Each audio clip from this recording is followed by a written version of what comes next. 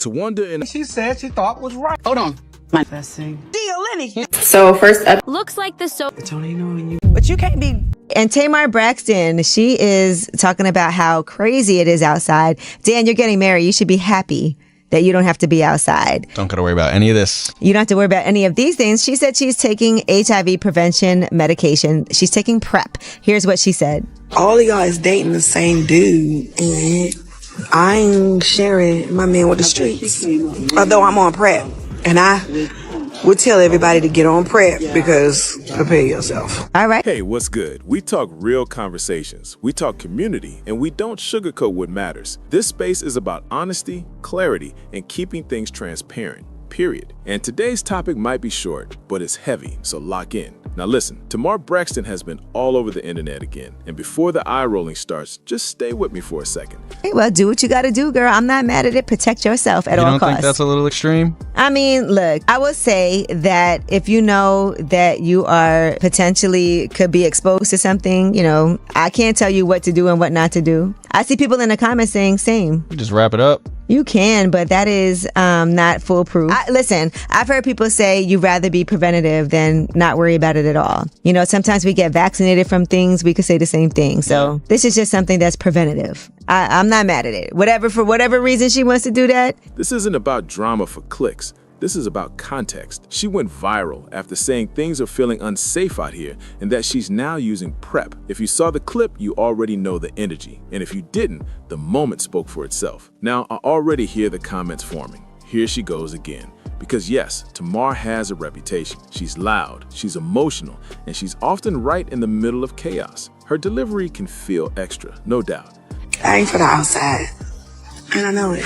And the reason why I know it is because I'm not going for what everybody else is going for. I'm just not gonna do that. Dog, like, all of y'all is dating the same dude. Like, y'all is sharing the same dude. Like, it's giving Sunday, Monday, Tuesday, Wednesday, Thursday, Friday, Saturday. Like, what's the name of the day that you got him? And then when you get him, you got to sign an NDA. So nobody know you dating the same dude. But here's where people need to slow down and really listen. Strip away the tone, strip away the personality, and focus on the message. Medically and socially, what she said isn't wild, it isn't reckless, and it isn't misinformation. It's facts. So before this gets twisted online, let's pause, clear the noise, and address the misconceptions that are flying around right now. PrEP. Some people have heard of it, some people haven't, and a lot of people think it's only meant for one specific group. And that's where the confusion really starts, because that's not the full story at all. PrEP is available for everyone, period. If you're dating, meeting new people, or just living life out here, PrEP is an option worth knowing about. This isn't about labels or assumptions. It's about awareness and protection. And let me be very clear here. Dog, signing an NDA to date a regular person is crazy. And then it's like, I'm not finna, like, my time is precious. It was given, like, is my time not precious enough for you one-on-one? Y'all don't want to date one-on-one. Y'all want to date 30 people, everybody on your roster at the same time. Like, what is we supposed to go on a trip and then you come back home and take somebody to I ain't know what that look like. Or you buy 4 Birkins in different colors and everybody get a Birkin? I don't know, I'm different, like, because I am a wife, I'm not a girlfriend. You're not finna introduce me, hey, this is Tamar, this is my girlfriend Tamar. No, you're my friend. You're my friend, dog. Like, what are you talking about, Willis? So, they just not for me, because I'm not going along with y'all rules. You know what I'm saying? I'm not finna do that. I don't know. I'm a one-woman man, and I ain't sharing my man with the streets. Although I'm on PrEP, and I would tell everybody to get on PrEP because prepare yourself for the street. And really hear this part. This conversation is not about attacking anyone or singling out communities, not at all. It's about facts, data, and health awareness. Public health statistics show higher transmission rates among men who say have sex with men.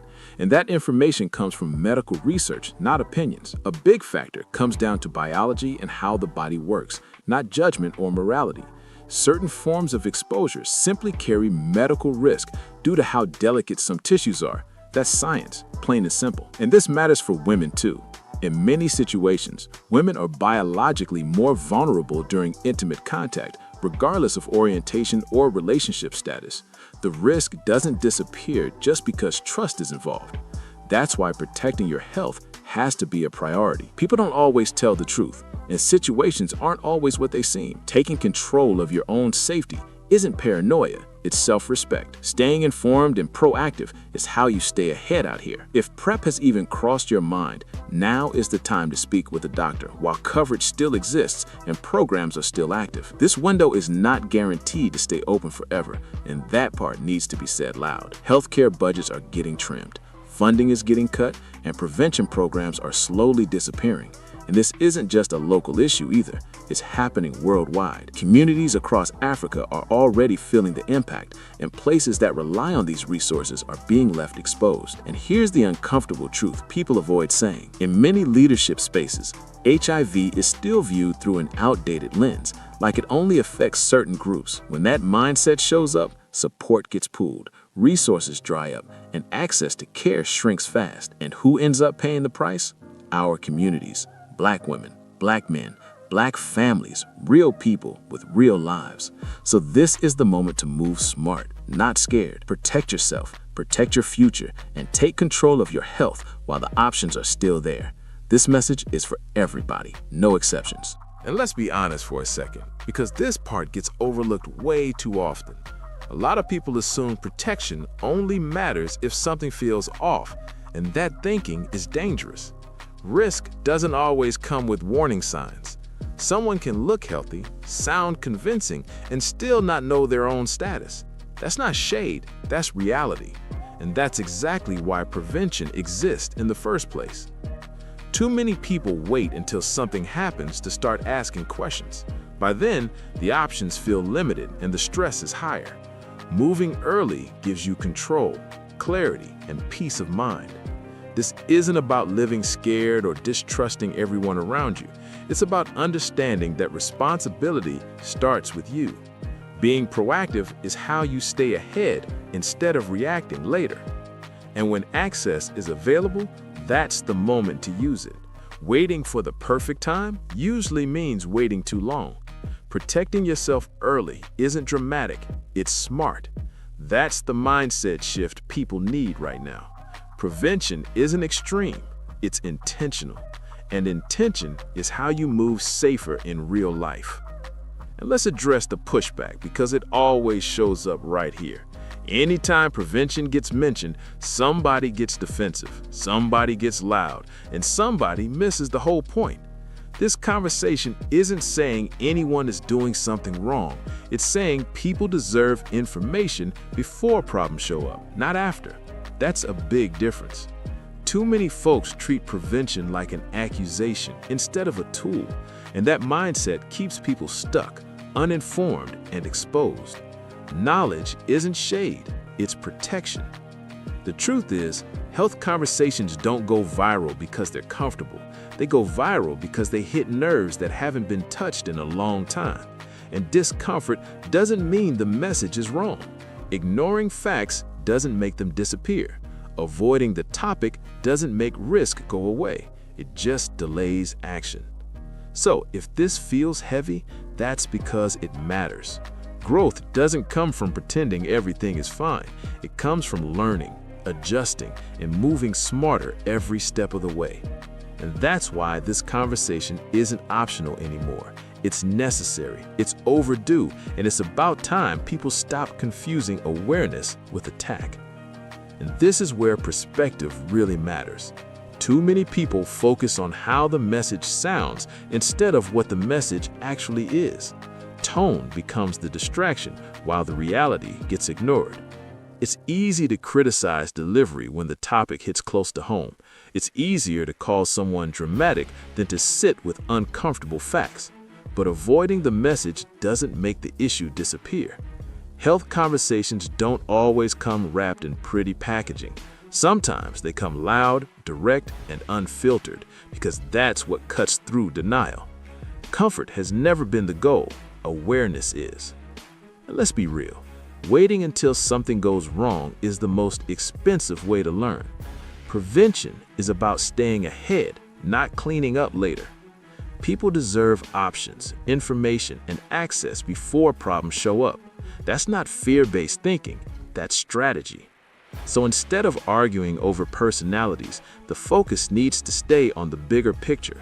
This isn't about liking someone, it's about listening when the message could protect real lives. Because when conversations like this get dismissed, the silence that follows is what actually causes damage. And before anyone twists this conversation, let's get one thing straight right now.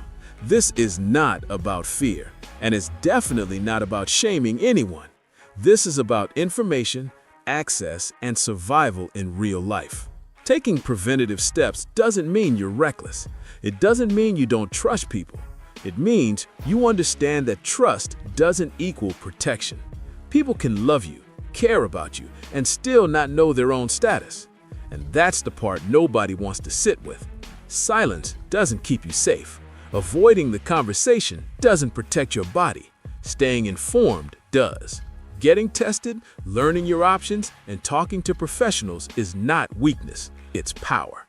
That's how you move smarter out here, not louder. This conversation isn't comfortable, but it's necessary, because ignoring reality doesn't stop risk, it just delays accountability. And our communities deserve better than silence, confusion, and outdated thinking. So keep your eyes open, ask questions, and don't let stigma make decisions for you. Your health is worth more than other people's opinions, period. And this is where the conversation really hits home. Too many people confuse being careful with being paranoid, and that mindset is doing real harm. Awareness is not fear, it's strategy. There's nothing wrong with choosing prevention. There's nothing wrong with asking questions, setting boundaries, or making health a priority. That's grown behavior, not weakness. What hurts communities the most isn't information, it's silence. It's pretending things don't exist because the topic feels uncomfortable. Discomfort never protected anyone. Being proactive doesn't mean something is wrong with you. It means you value your future, your body, and your peace. That's moving with intention, not panic. And the truth is simple. People make choices, situations change, and life happens fast. Staying informed is how you stay ahead instead of reacting after the fact. So if this conversation makes someone uncomfortable, good. That discomfort is a sign that the message matters. Growth doesn't come from avoiding reality. It comes from facing it head-on and moving smarter every time. One more thing that needs to be said loud and clear. PrEP is not limited to a daily pill. There are long-acting options available too, including injections, so people actually have choices. That matters. The goal is simple. Talk to a medical professional, figure out what fits your lifestyle, and move accordingly. Now back to Tamar for a moment. Yes, she catches heat. Yes, her delivery can be intense and rub people the wrong way. But when it comes to health, awareness, and prevention, she's not off base at all. Medically and socially, the message checks out. And honestly, we need more voices willing to speak up.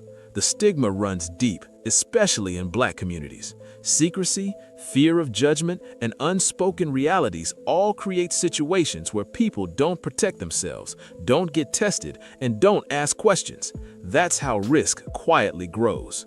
This topic isn't clean or simple. It's layered, it's uncomfortable, and it's messy. But avoiding it hasn't helped anyone. Normalizing prevention should apply to anyone who is active and living life, not just one group. Protection is protection, period. If we can normalize other forms of personal health planning, we can normalize PrEP too. Same energy, same intention. It's about informed choices, self-respect, and long-term well-being. So let this be the takeaway. Talk to professionals. Do real research. Don't let stigma make decisions for you. Your health is worth more than other people's opinions, period. And if you value honest conversations like this that actually matter, make sure you subscribe to JUicyReel right now. We keep it real, we keep it informed, and we don't dodge the topics others avoid. More important conversations are coming, so stay locked in. But you can't be thinking you're gonna go have plastic surgery on the Groupon. Exactly. Like you, The ain't no Botox plastic parties. surgery on sale. Yeah, exactly. Right, that's not gonna happen. Yeah. And if it's on sale, 9 times out of 10, you're not supposed to get it from the person that's having a sale on liposuction. Don't do Things that. just exploded in the Braxton family. And baby, this time, it's way messier than anyone expected. Tamar took things to a whole new level, and now folks are side-eyeing hard. What started as a few shady jabs online has turned into a straight-up public takedown, and she did it live for the whole world to see. Confessing that although I love my family, most of the time I don't like my family. Everyone in my family. Take a breath. Everybody. I feel like I'm angry at everybody in my family. I don't like my family. If they weren't my family, they wouldn't be my friends. Tamar Braxton went on Instagram Live and dragged her own sister, Toni Braxton, with no mercy. She claimed that Birdman walked away from Toni because of a botched BBL that supposedly went left, and even said the results stank.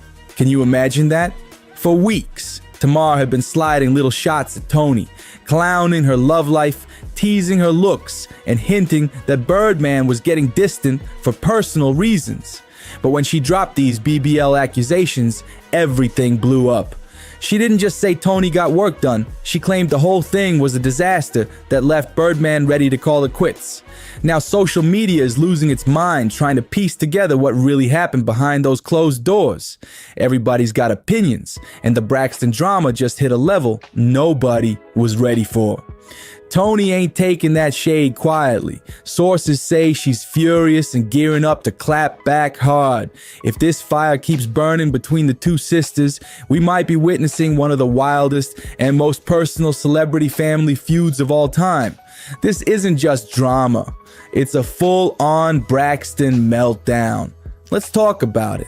Is this Braxton family values or the Braxton family blues? Because honey, the Braxtons are showing us they don't play when it comes to bringing the heat.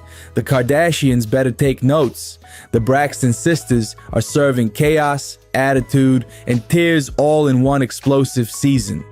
Just when everyone thought the drama had hit its peak, Tamar threw more fuel on the fire by claiming Toni secretly got herself a BBL. Yep. She called her BBL Toni. Can you believe that? Now in Hollywood, getting a little nip and tuck ain't exactly shocking news, but what sent the internet into orbit was Tamar saying Toni's so-called BBL went left, claiming it was so botched that it allegedly stank and that the smell had Birdman ready to pack his bags and bounce. Toni, of course, denies ever getting work done, just like plenty of celebs do when the rumors start flying. But the way this story's spinning, people are wondering, is Toni hiding something, or is Tamar just stirring the pot again? Toni tried to brush it all off by saying, JUicy, don't you know that? It's my body. I love somebody. She gave her usual line, claiming she only got a nose job because she hated how it looked and just wanted it slimmer. But then she got real in an old interview, admitting she also had her boobs done, and her reason sounded pretty emotional. She said, "For a girl who just scored a record deal with two of the biggest names in the business, I actually felt very lonely. I've been wanting to change my nose for years. I wanted it to be less broad, but because of the conservative ideas I was raised with, I struggled with the thought of altering my body. And of course, I later got my boobies done." Toni even joked that she'd always been shaped like a gymnast, size AA up top and thunder thighs down below. Then she added, "In fact, I wish I would have had lipo on my inner thighs. I've always hated them." So, according to Toni, the boob job and nose job were the only things she ever had done. But baby, the internet ain't buying it. Fans are calling BS, saying there's no way she stopped there. And many believe she definitely had lipo and maybe even a BBL on top of it. And the receipts? Whew! When fans compared her old photos to a recent viral pic, the difference was wild. Back in the 90s, she was fine. Natural curves, toned body, classic beauty. But now, that waist is snatched to the heavens, and those hips are sitting way fuller. The side-by-side says it all. It's giving lipo and BBL energy, no question about it. All that talk about Tony's changing shape had fans thinking she wasn't being straight about her natural look, and now the internet is calling her out. But let's be real, she wouldn't be the first celebrity to deny getting work done.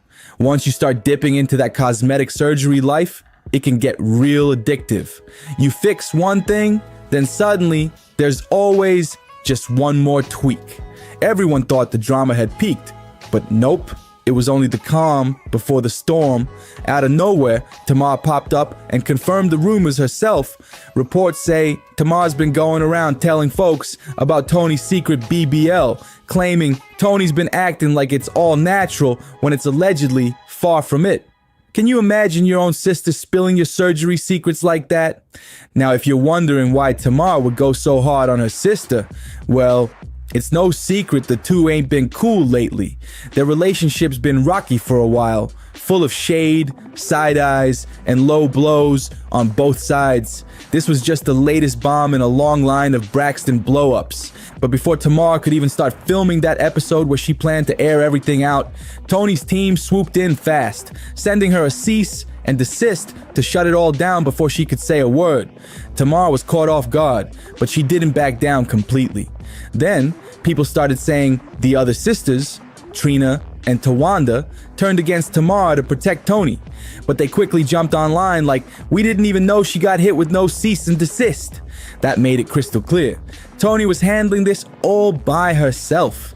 Now everyone's left scratching their heads. Why is Tony working overtime to silence Tamar? What's she really trying to hide? The fans are digging for answers, and it's only getting juicier by the minute. The internet is split down the middle. Half of folks are saying Tony's just being petty because of her long-running beef with Tamar, while others swear she's trying to protect a man who's allegedly got some dirt tied to him. Either way, whatever Tony did pushed Tamar way over the edge, and Sis said she was gonna get her lick back. No mercy this time. And that's when we circle right back to those wild BBL allegations. You'd think Tamar would chill out and stop dragging her sister through the mud, right? You'd think sisterhood would kick in and she'd let it go. But oh no, you clearly don't know Tamar, because Petty is practically her middle name. She wasn't just out here confirming rumors, she doubled down and turned up the volume. Tamar straight up claimed that Tony's BBL went so bad, it had Birdman allegedly trying to divorce her over it. Like, what? She made it sound like the surgery wasn't just bad, it was embarrassing. The internet went wild, saying Tamar was trying to completely humiliate her sister, not just spill tea, but pour the whole pot. And here's where it gets even crazier. Remember how Tony reportedly filed for divorce from Birdman after just 2 days of marriage? Yup, 2 days. According to reports, they separated right after tying the knot, and before fans could even blink, she filed for divorce less than a month later, claiming the marriage was irretrievably broken with zero chance of fixing things. So now fans are connecting the dots, asking if that messy breakup had something to do with the so-called BBL disaster Tamar's been ranting about. Whatever's going on behind the scenes, one thing's for sure. This family feud just got uglier than ever, and the internet can't look away. When the story first broke, everybody was shocked, because this wasn't Tony and Birdman's first rodeo. These two been on that roller coaster for years. Remember when they officially called it quits back in 2019? Well, what happened after that breakup had folks raising eyebrows sky high. According to Birdman, by the time 2023 rolled around, Tony started creeping back into his life, sliding into his messages, dropping little flirty hints, and letting him know loud and clear that she was still interested. She allegedly wanted another spin around the block with the Birdman himself. What happened to that boy? Suddenly had a whole new meaning. Birdman said, at first he wasn't having it. He'd moved on, focusing on his own life and staying low-key. But Tony wasn't giving up. She kept showing up, texting, calling, sending sweet reminders of their old love, trying to melt his heart all over again. And little by little, it worked. Those old feelings Birdman swore were gone, yeah, they came back full force. Before long, the two were back together like nothing ever happened. They rekindled that spark, and after dating again for about a year, they finally tied the knot on August 8th, 2024. But then, out of nowhere, Tony hit him with divorce papers. Fans were left stunned. Like, didn't she just fight to get him back? At the time, nobody had the full scoop, so people started speculating hard. Rumors flew that maybe she was chasing that Birdman money, especially since she'd been facing some serious financial struggles lately. The whole situation had everyone talking. Was it love, revenge, or something else entirely? Whatever it was, that sudden split after all the effort Tony made just didn't add up, and folks wanted answers. Fast. The drama only got deeper when rumors hit that Tony allegedly tried to walk away from Birdman with a $160 million divorce payout after being married for less than a month. And when I tell you fans were shook, I mean jaws dropped everywhere. The internet exploded with people debating if that number was justified or just straight up wild. Some said, hey, she's Toni Braxton, she earned it, while others dragged her for even asking. The whole thing got so messy that even 50 Cent jumped in on Instagram, throwing shade and stirring the pot like only he can.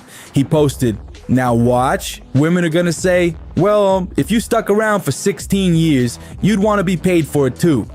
That comment had everyone laughing and arguing at the same time.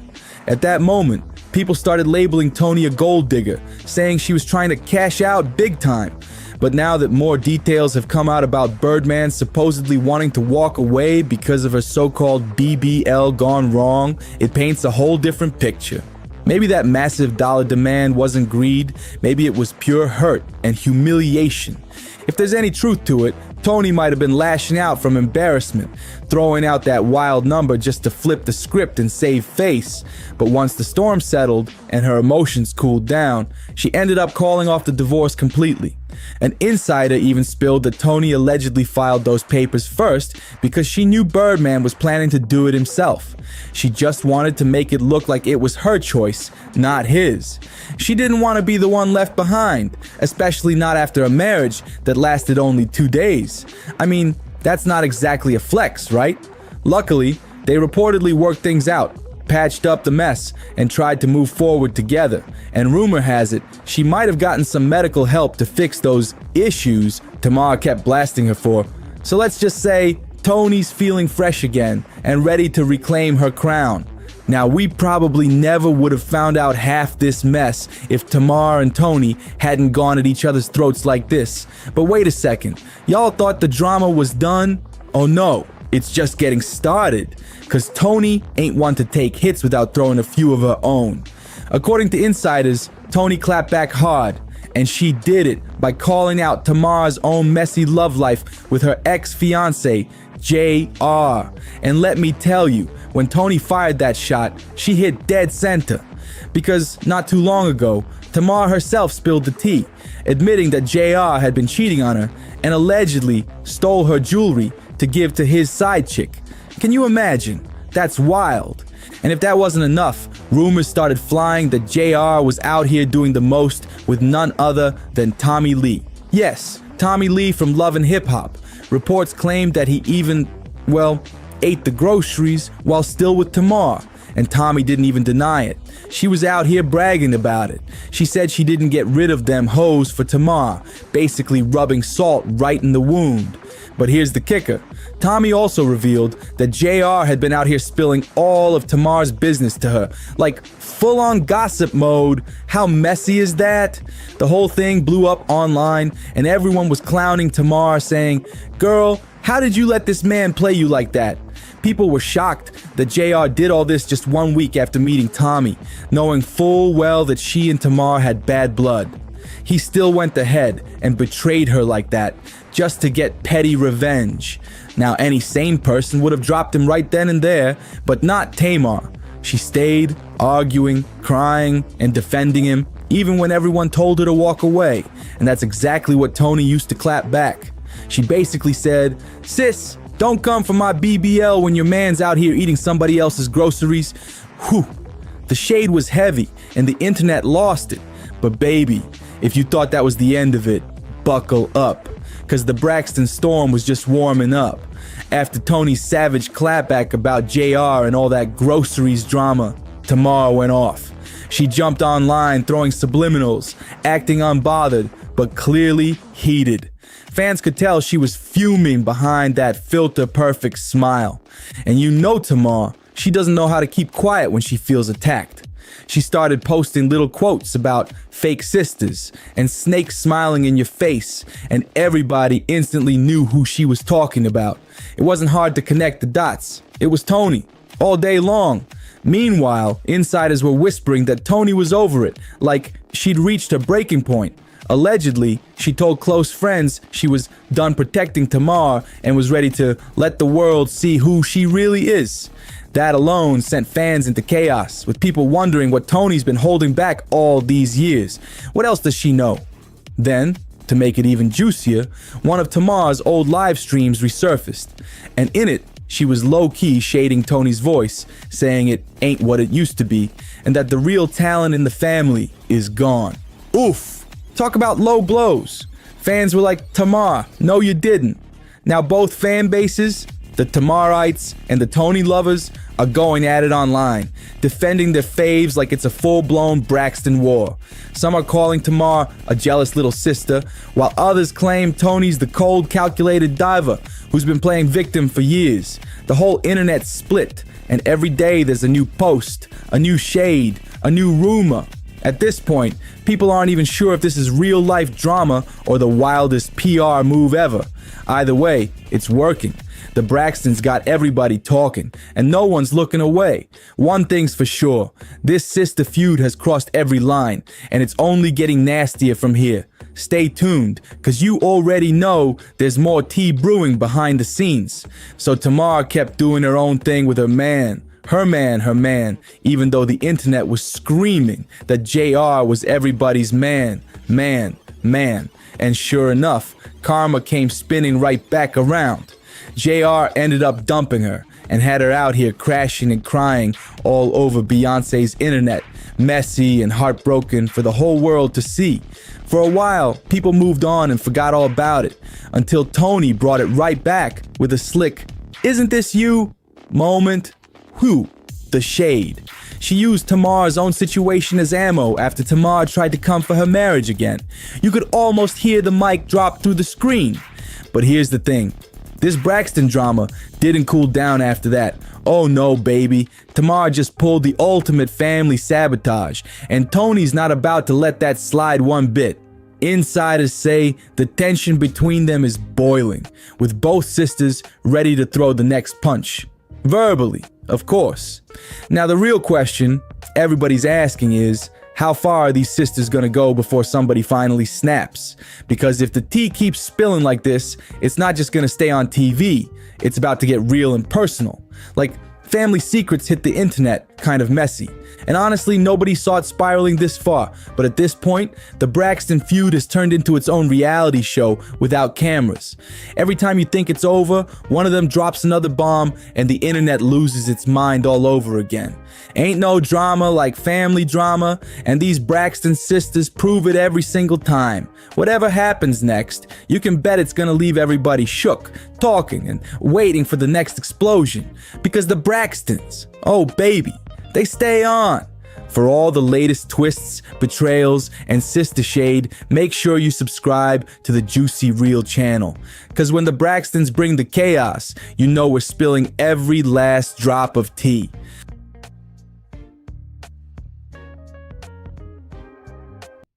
Tony, you know, when you make it, you can help us come on. So I always try to abide that.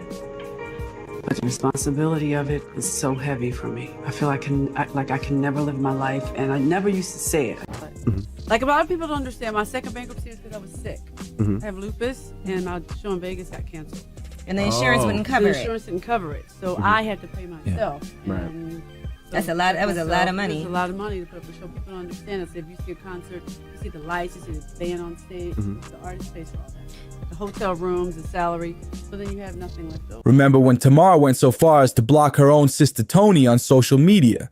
Not only did it happen, but Tony didn't even realize until she tried to tag Tamar for her birthday shout out, and boom. Are you guys a couple? Well, T, that's my girl, my friend, my family. Do you have sex? That's my love, my soldier, my life. She my everything, and I trust her. Because you bought her a Bentley truck. Yes. So the implication is that's your girlfriend. She my life. Blocked. That's cold. But insiders claim this wasn't some random petty family spat. Word on the street says Tamar had been whispering shady things about Tony behind the scenes. And all roads allegedly led right back to Birdman. Now, we're not talking about a fairy tale romance here. Please welcome Tamar Braxton. She's so freaking mean to me. I was in shock. Do you take responsibility for the situation that you're in right now? 100%. 100%. 100%. I couldn't believe it because I loved her so much. I admired her and looked up to her. And she pretty much reprimanded me. I read that you were upset about stories that your overspending caused this. She says to me, I hear you have Gucci flatware.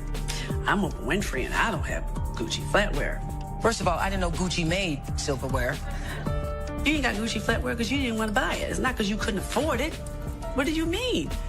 And immediately, she made me feel this big. This big. That moment completely changed my career. It made people look down. The gossip mill was spinning with claims that Tony's marriage and even her divorce were part of a bigger strategy to lock down the bag with Birdman. People were even saying she was broke at the time, which made the story stick harder. And here's where it gets spicy. Tamar herself has been accused of being the one spreading that Tony's broke narrative in private. If that's true, blocking her sis might have been more than a clapback. It could have been Tamar throwing shade in the middle of their already messy family drama. The Braxton family has always been a roller coaster, but lately, Tamar's chaos has gone full-blown nuclear, and fans can't stop watching. Tamar didn't just block her sister. She went all the way off with a full-blown meltdown online before pulling the plug on her social media. She started firing off wild posts straight onto her ex's page, dragging her own family and calling them toxic. In one now deleted rant, she wrote, "Y'all have no idea. The gaslighting is crazy and I'm going back into treatment. Oh my God, I just pray my marriage can be saved and my life can be spared. My family is awful." That's heavy. And just when you thought she was done, Tamar doubled down with another post, venting, "I'm so mad at my life. My family is toxic. I should have never went back to BFI." Fans were shook reading those lines. It sounded like she was carrying the weight of every grudge and heartbreak at once. But Tamar wasn't stopping there. She later revealed that in the upcoming season of Braxton Family Values, she was asked to be Tawanda's maid of honor. But get this, she admitted the invite felt fake as ever. And here's the kicker. Tamar spilled she wasn't even included in Tawanda's bridal shower. No invite, no updates, nothing. She claimed she only got a random text a week before the wedding, asking her to step in as maid of honor, almost like she was an afterthought. That's cold-blooded. Meanwhile, Tawanda allegedly had Tony and Trina wrapped deep in the wedding plans, making them feel like VIPs, while Tamar says she was left standing outside the circle. For a family that built their brand on sisterhood, this is looking more like a reality show showdown, and Tamar's not afraid to call it exactly what it is: fake love. And just when you thought the Braxton drama couldn't get any hotter, Tamar claims Tawanda's new husband has been talking slick about her behind the scenes. That was the final straw. Instead of swallowing her pride, Tamar decided to skip the entire wedding altogether. Bold move. Now, everyone knows Tamar and Tawanda don't exactly move in harmony, but what really shocked fans was how this mess spilled onto Tony. People always assumed Tamar and Tony were the solid duo holding it down, but clearly, cracks have been showing. Reports say the tension had been brewing since last year. Even Tony herself admitted she noticed something was off when she tried to post a sweet birthday shout-out for Tamar, only to realize she was blocked. Tony even wrote, "I wanted to repost that gorgeous picture of you, but I'm blocked again. Anyway, happy birthday. Tay ouch." Tamar didn't let that slide. She clapped back, calling Tony's move straight up gaslighting, and insisted that Tony could have just picked up the phone instead of making it public. To drive her point home, Tamar even leaked screenshots of their text exchange on Instagram, showing the sisters casually talking about which city they were in, literally the day before. Fans were left scratching their heads. How do you go from texting like everything's cool to blocking overnight? But hold on, it gets even wilder. Whispers are floating that Tamar has been out here telling folks that Tony only got with Birdman for the money. Allegedly. If that's true, then this feud isn't just about bruised feelings. It's about money, loyalty, and the kind of betrayal that leaves scars for years. And we can't ignore the roller coaster that was Tony and Birdman's relationship. When they first went public, the two were openly talking about marriage, and fans were buzzing about the wedding that never came. Tony blamed her packed work schedule, but let's be real. If she truly wanted that ring locked down, nothing could have stopped her. And speaking of that ring, who could forget the shady saga of the missing $1 million rock? Tony claimed she lost her engagement ring after putting it in her checked luggage, saying it was stolen. But the way the story came out had everybody side-eyeing like, really? $1 million ring in checked baggage? That just didn't add up, and the streets never let it go. By 2019, the fairy tale seemed dead for good. Birdman hit Instagram with a cold, cryptic message that simply read, "It's over." Then he wiped every single photo of Tony off his page. Clean slate, no trace. Fans were left stunned, like, did we just witness the end of the saga? But Tony didn't stay silent. She clapped back with her own statement. Not with words, but with style, posting a stunning shot of herself in a fiery red gown. Her caption read, "Starting a new chapter isn't always an easy choice, but always choose to be chosen. Cheers to a new year." The energy was giving heartbreak with a side of empowerment, like she was hurt but ready to rise again. And just when everyone thought it was really over, boom! Weeks later, Tony and Birdman shocked the entire culture by reuniting like nothing happened. 1 minute, it's heartbreak. The next, it's deja vu love. Fans couldn't keep up with this whirlwind romance. They weren't done keeping fans guessing. Out of nowhere, Tony and Birdman popped up together on stage during her Atlanta stop at the Fox Theater, and instantly the whispers of reconciliation took off again. But the Braxton-Birdman roller coaster wasn't slowing down. It was just climbing higher. By December 2023, Tony jumped online to silence the rumors, writing, "Fake news, my dear friend. Birdman and I are not married, never been married. We are both single. Case closed, or so we thought." Because the real bombshell was still loading. Fast forward, and in a jaw-dropping twist, court records surfaced showing the two actually did secretly tie the knot. The gag? They split just 48 hours later. Yup, less than 2 days of marriage before it all went up in flames. According to the documents, they tried to keep things on the low by using just their initials, TB and BW. But fans weren't fooled for a second. The paperwork exposed everything. Married on August 8th, separated on August 10th, and just 2 weeks later, Tony filed for divorce. Her lawyer didn't mince words either, bluntly stating the marriage was irretrievably broken. That sounded like the end of the line, but not with these two.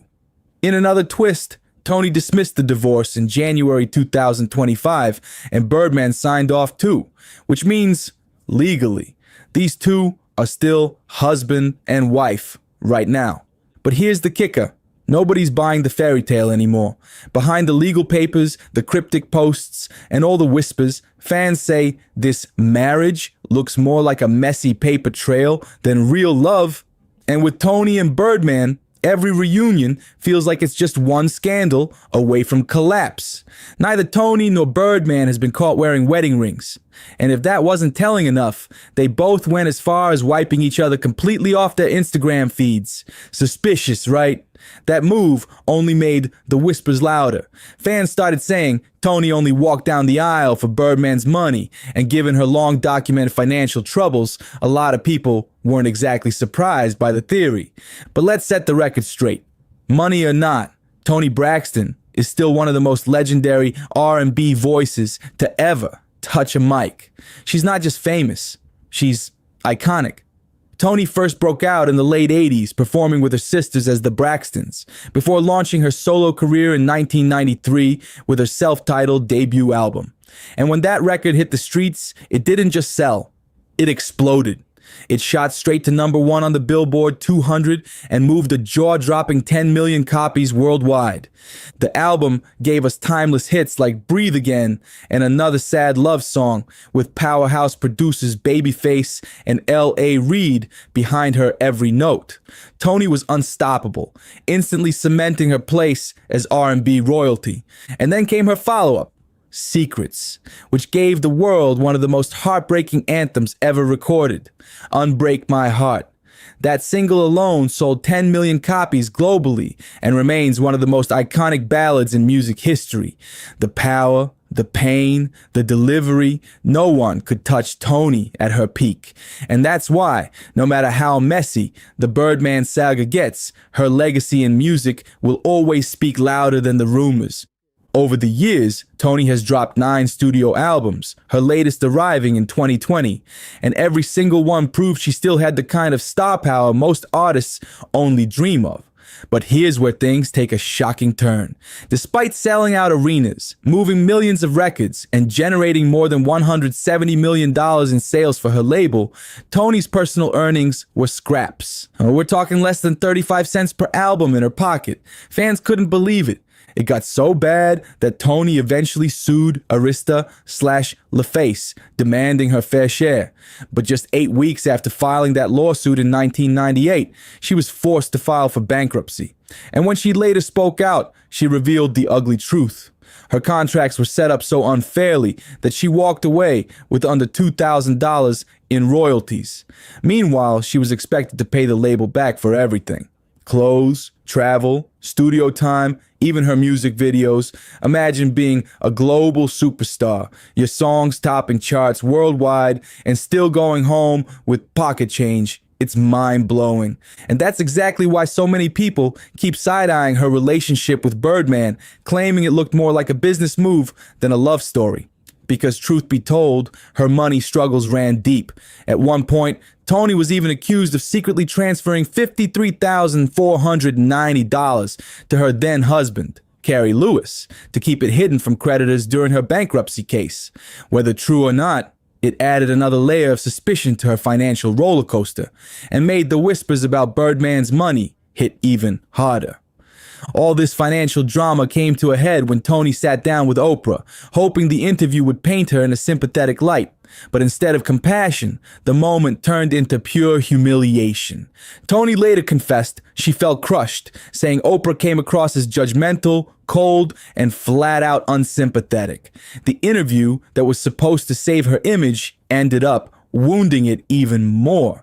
And just when it seemed things couldn't get heavier, Toni was hit with another devastating blow. By 2010, she had to file for bankruptcy again. This time, it wasn't just about money slipping through her fingers. Her health was collapsing too. Doctors diagnosed her with microvascular angina and later lupus, a brutal 1-2 punch that forced her to cancel her multi-million-dollar Las Vegas residency. Losing that contract was like a financial gut punch that she never fully bounced back from. But the bad luck didn't stop there.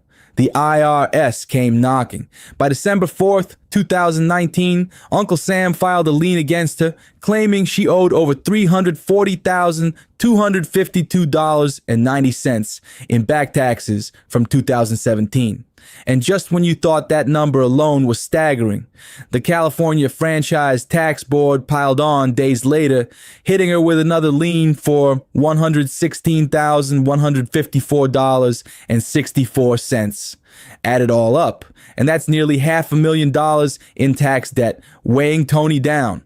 From sold-out tours to bankruptcies, from Diamond Records to IRS liens, Toni's story is living proof that fame doesn't always mean fortune. And with Birdman tangled in her love life and money struggles in the spotlight, this saga is still unfolding, and fans can't stop watching every messy twist. By now, you'd think Toni would finally catch a break, but the spotlight never let her rest. After the tax lines and health battles, whispers started floating that she was leaning on Birdman more than ever. Some insiders even claimed their back-and-forth relationship wasn't just about love, it was survival. Fans started asking, was Birdman her safety net, or was she caught in a cycle she couldn't escape? And the headlines just kept stacking. Rumors of canceled shows, unpaid bills, and icy tension with her sisters made people wonder if the Braxton bond was permanently fractured. Tamar airing family business online didn't help either. It painted a picture of a dynasty crumbling in real time. But here's the twist. No matter how messy things get, Toni still pulls crowds. Her voice? Untouchable. Her legacy? Cemented. That's the part that makes all this drama so wild. How can someone so legendary be so entangled in money problems, broken promises, and roller coaster relationships? Fans say it's the ultimate cautionary tale about fame. All the glitter, but not always the gold. And with Birdman still legally tied to her on paper, the million-dollar question remains, is Toni Braxton really free to move on? Or are the two locked in a toxic contract of love and money that neither one can fully escape? Until they make it crystal clear, the culture is going to keep watching, side-eyeing, and waiting for the next shocking headline to drop. And through all of this chaos, Toni has made it clear. She's the one who had to carry her entire family on her back. She's spoken openly about being the sister who paid the bills, kept the lights on, and held the Braxton name afloat, while others barely lifted a finger. That kind of resentment doesn't just fade, it festers. And fans swear you can see the tension bleeding through every Braxton family interaction. So when people whisper that Toni may have married Birdman for financial security, honestly, the receipts make it believable. But here's the part that cuts the deepest. Why would Tamar allegedly be the one spreading that same storyline behind her sister's back? If that's true, then their sisterhood is fractured in ways the cameras can't even capture. Word on the street is Birdman himself wasn't here for the gossip and actually pulled Tamar aside to check her about running her mouth. That's a whole different level of messy. But here's the big question. With a brand new season of Braxton family values on the way, are we watching real drama, or are they stirring the pot on purpose to keep the spotlight burning? Either way, the Braxtons know how to keep the name ringing in the culture. And Toni and Birdman's saga proves that sometimes the real show isn't on stage, it's behind closed doors. Now it's your turn. Drop your thoughts in the comments. Do you think Toni's marriage to Birdman was about love, money, or survival? And don't forget, like, share, and subscribe to JUicyReel so you never miss the scandals we dig up next. Looks like the so-called #1 stunner Birdman just dropped a bombshell. Hungry Mud, better known to the streets as Toni Braxton, is catching heat after Birdman supposedly put her on blast for being a straight-up gold digger. The talk going around is wild. Birdman's allegedly saying Toni bled his bank account dry, dipped the second the cash stopped flowing, and now she's creeping right back toward being broke again. And let's be real, Toni Braxton going broke wouldn't exactly be breaking news. This ain't her first time dancing with financial disaster. She's already been through 2 bankruptcies and got a history of spending big like the money would never run out. Folks are connecting the dots, but now with Birdman speaking out, the whole story's taking a messy new turn. People in Toni's corner are saying Birdman's just salty and trying to twist the truth. But others can't help but wonder, did she really play him dirty? The streets are buzzing about the allegations, the cash trail, and the chaos that followed. This could go down as one of the messiest R&B relationship scandals ever. And here's the kicker. Reports claim Toni tried to walk away from Birdman with a jaw-dropping $160 million divorce payout after being married for less than a month. Yeah, you heard that right. Some say she didn't even stick around long enough to act like a wife. Word is, She separated from Birdman just 2 days after saying "I do." Less than a month after tying the knot, Tony slammed the brakes, filing for divorce and saying the marriage was done for good with zero hope of fixing it. But here's where the drama went from spicy to straight-up jaw-dropping. If those money figures floating around are even close to real, we're not talking about a little breakup payout. We're talking Olympic-level audacity. With her past bankruptcies, high-end shopping habits, and long list of money woes, people can't help but wonder if this whole thing was a setup from the start. Fans are side-eyeing hard. Did Miss Unbreak My Heart really marry the so-called #1 stunner just for the bag? And seriously, how did Birdman not see this play coming? The streets are still choking over the fact that she thought she deserved $160 million after being married for only 2 days. That's why a lot of people are now riding with Birdman and calling her a gold digger without hesitation. I mean, how do you walk away that quick and still think you've earned a fortune? Sure, the Birdman-Tony split went official back in 2019, but the plot got even messier when Birdman claimed that in 2023, she started circling back, dropping flirty hints, sending signals, and basically acting like she was ready to spin the block. From the way he tells it, she was sliding back in like nothing ever happened.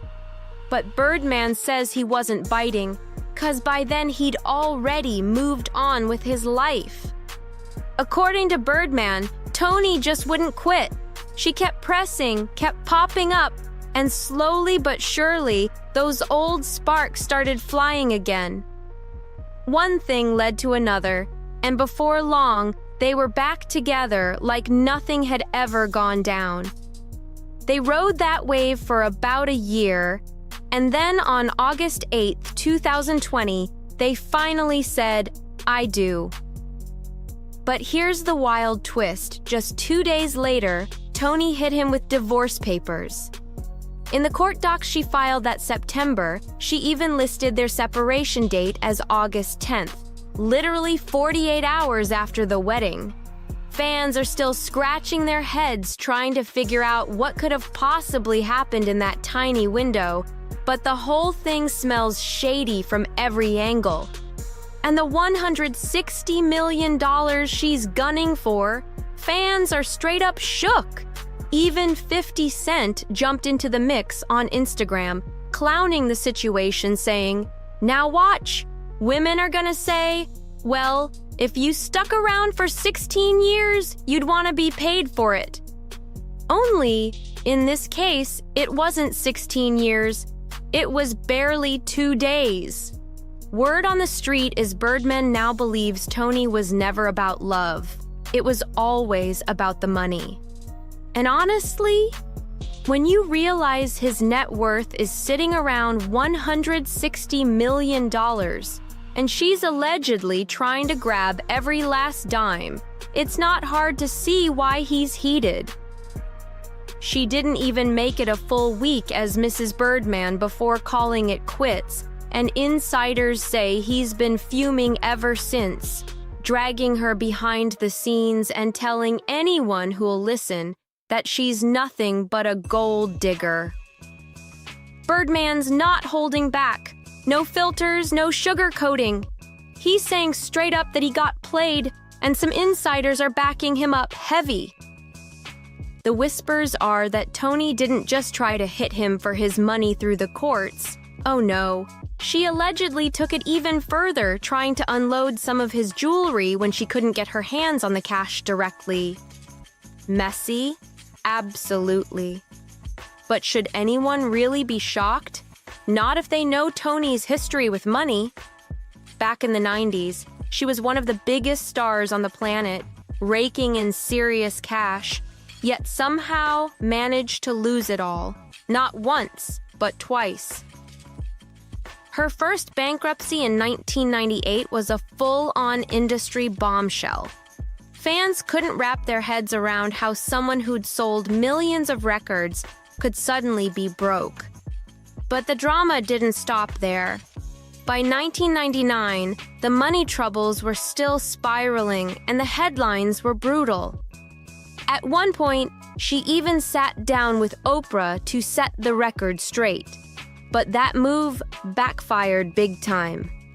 Oprah pressed her on her spending habits and straight up called out the reckless choices that got her buried in debt in the first place.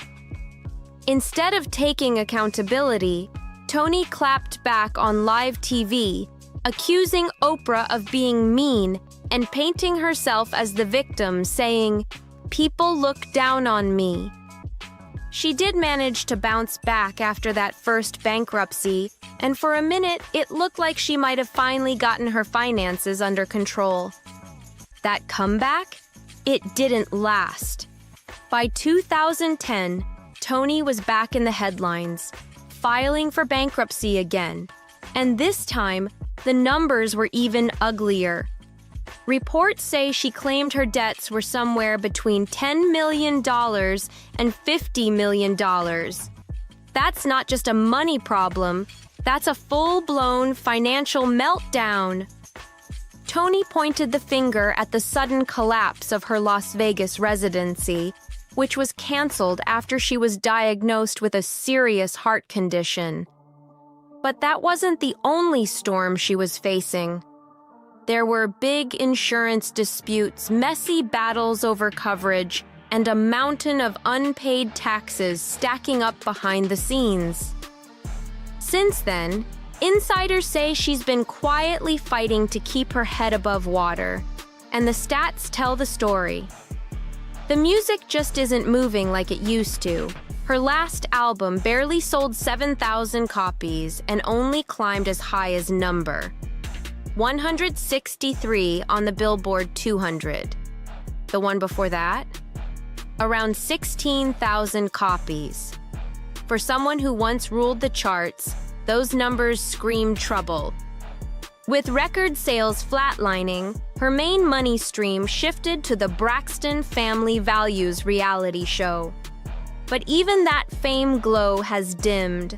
The buzz around the show has slowed in recent years, and without constant media attention or chart-topping hits, the pressure has been building hard. The cracks in the empire are starting to show, and fast. Now fans are seriously questioning if Toni's whole Birdman comeback was about love or straight-up survival. Word was already floating around that she was just inches away from a third bankruptcy. And then, out of nowhere, she pops back up in Birdman's life after more than 4 years apart. The timing?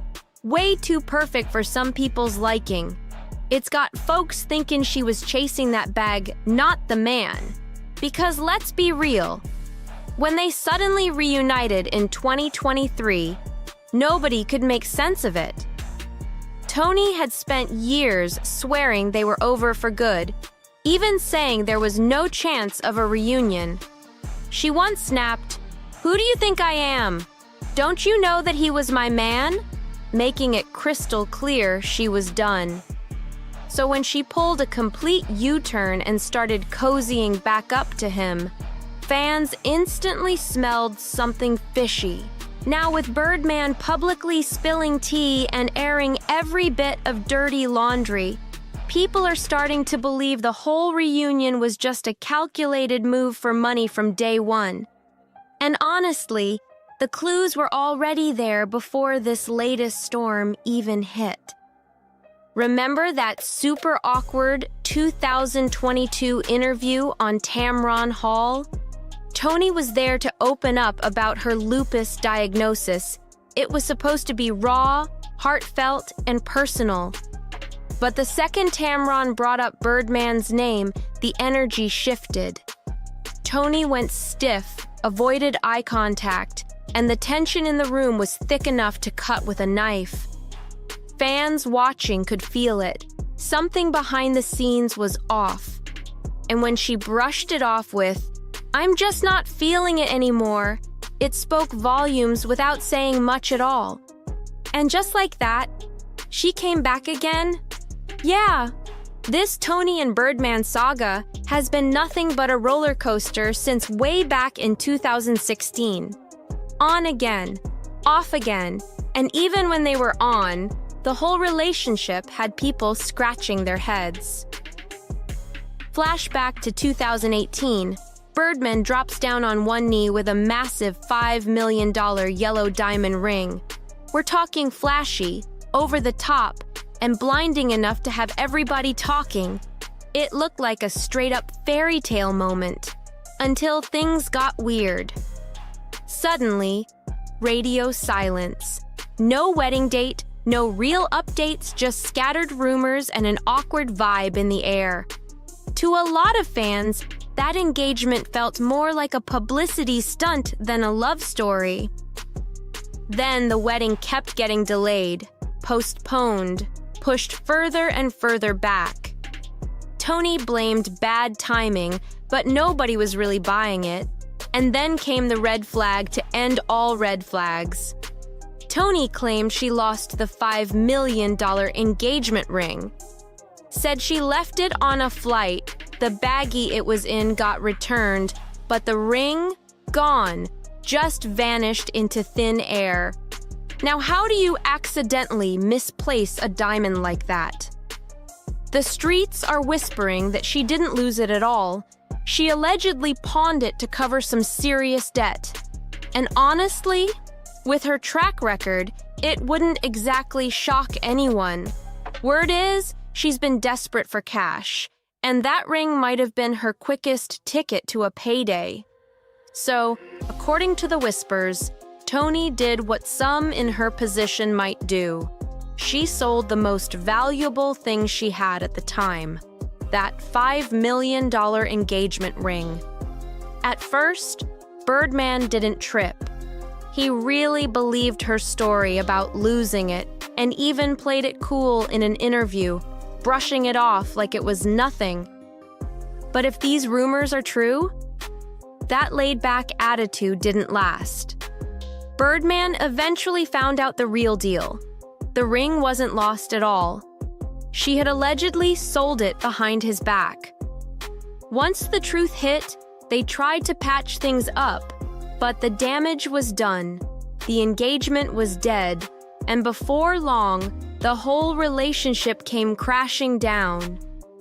Fast forward to now, and it's looking like Tony might be running the same playbook all over again. Only this time, Birdman's not falling for it. From the outside, it seems like he's finally spotted the pattern. And he's not about to let history repeat itself. When you connect all the dots, the missing $5 million ring, the back-to-back bankruptcies, and that jaw-dropping $160 million divorce demand after just 2 days of marriage, the picture that forms is, let's just say, not a good look. And just when people thought the Tony Birdman saga couldn't get any messier, new whispers started swirling, the kind that make fans lean all the way in. Word is, after that explosive $160 million divorce demand and the ring drama, Tony didn't exactly back off. In fact, insiders claim she started making quiet moves to win Birdman's trust again, but with a whole different angle this time. Allegedly, she began showing up at events where she knew he'd be, playing it cool in public but dropping subtle hints in private that she just wanted to talk.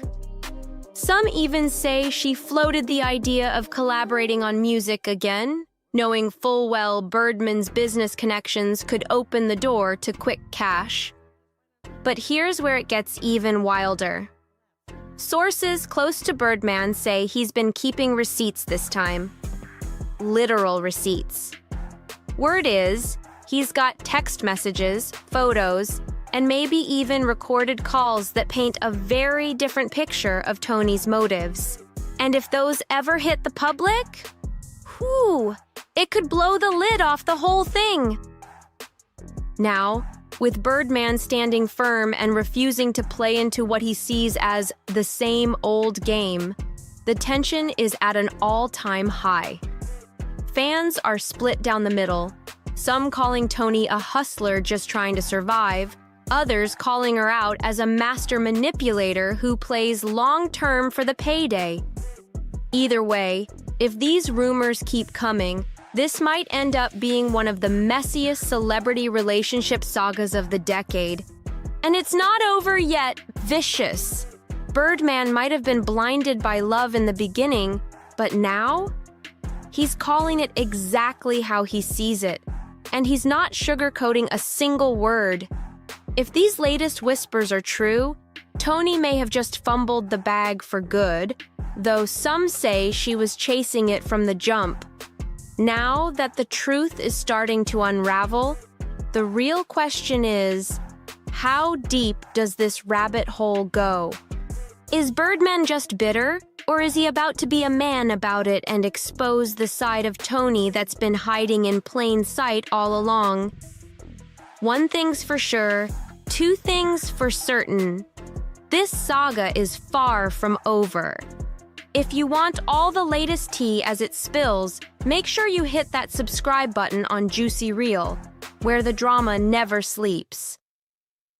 So first update is that I got a message yesterday from my Fanja, and he said to zip it up tight, don't speak. I know just what you're saying. Don't speak, girl.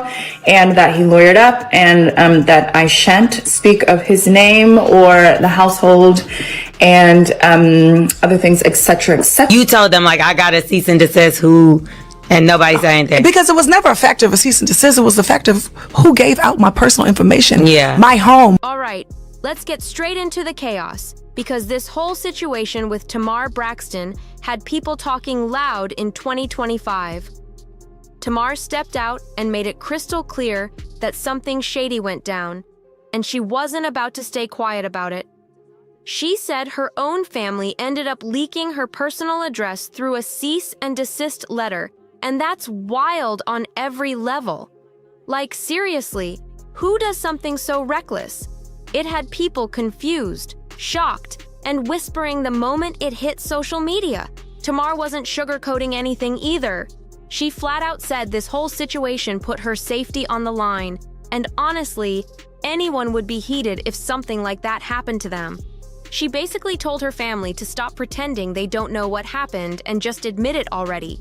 She wanted them to step up, take responsibility, and stop acting like it was some big misunderstanding, because she wasn't buying that story one bit. And let me tell you, the attitude behind it all was loud enough to shake the room. Home is a safe place. So for me, it took me a long time to actually buy a house here that I actually lived in. Like, I have 3 that's just sitting here in the city because I just didn't feel safe enough to move into. Yeah, so when they gave out that address, she just felt like they already knew what you was going through. Yeah, man, because not only did he send it to my house once, he sent it to my house 3 times. He sent it to my house. He had someone walk it up to my house. He sent it where they sent it through U.S. mail, and then they sent it through. You told them, like, I got a cease and desist who. And nobody said anything. Because it was never a fact of a cease and desist. It was the fact of who gave out my personal information. Yeah. My home. The way she called them out had people online doing double takes. Even fans who usually stay neutral were like, wait, what? The whole thing was messy, dramatic, and the kind of scandal that doesn't just fade away quietly. Now let's jump back to Friday's 2-hour season finale, because that episode was a whole different type of disaster. I sat through the entire thing, and I still can't believe what aired on TV that night. Hands down, it was the most chaotic, confusing, and painfully awkward wedding episode I've ever seen. And that's saying a lot, because reality TV has shown some wild ceremonies over the years. This one took the crown with ease, and not in a good way. It felt like every scene had some new twist that didn't make sense, like the producers were throwing anything they could find straight at the screen. This next part? Wow!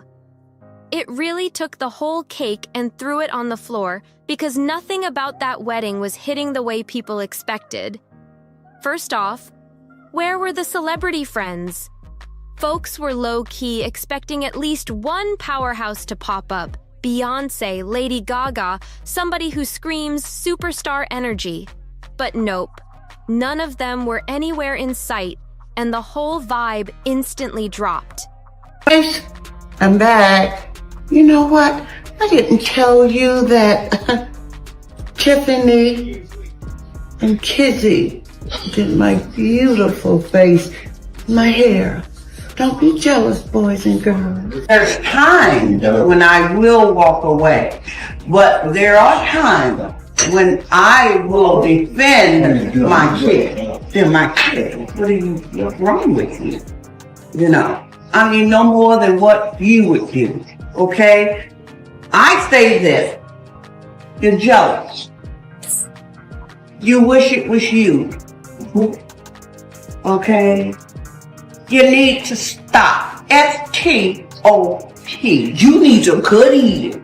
Yeah, you need to good eat it. You need to stop. Don't do that. And if you think that something is wrong with it, pray about it. That's all you need to do.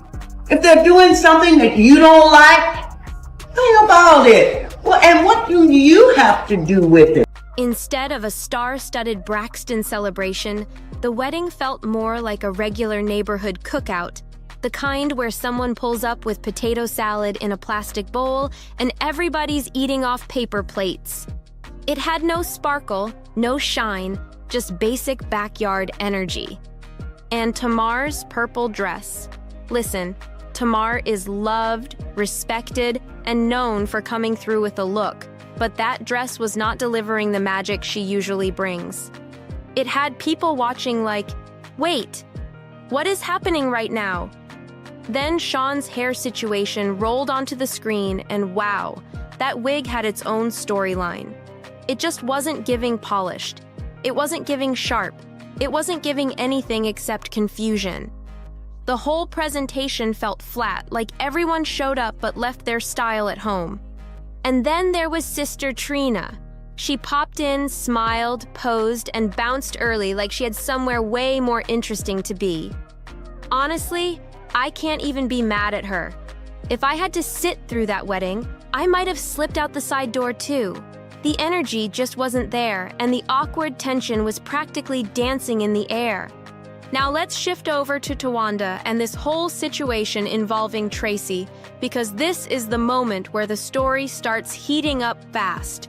Things went from confusing to dramatic in seconds, and the way they handled it had everybody watching with wide eyes. This is where the real twist kicks in.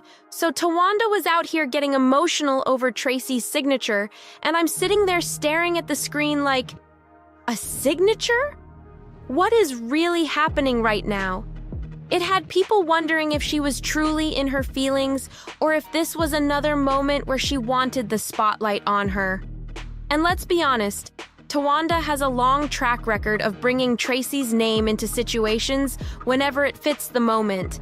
It's like every time things start getting quiet, suddenly there's a Tracy reference popping up again, and it feels way too convenient. People watching could see straight through it.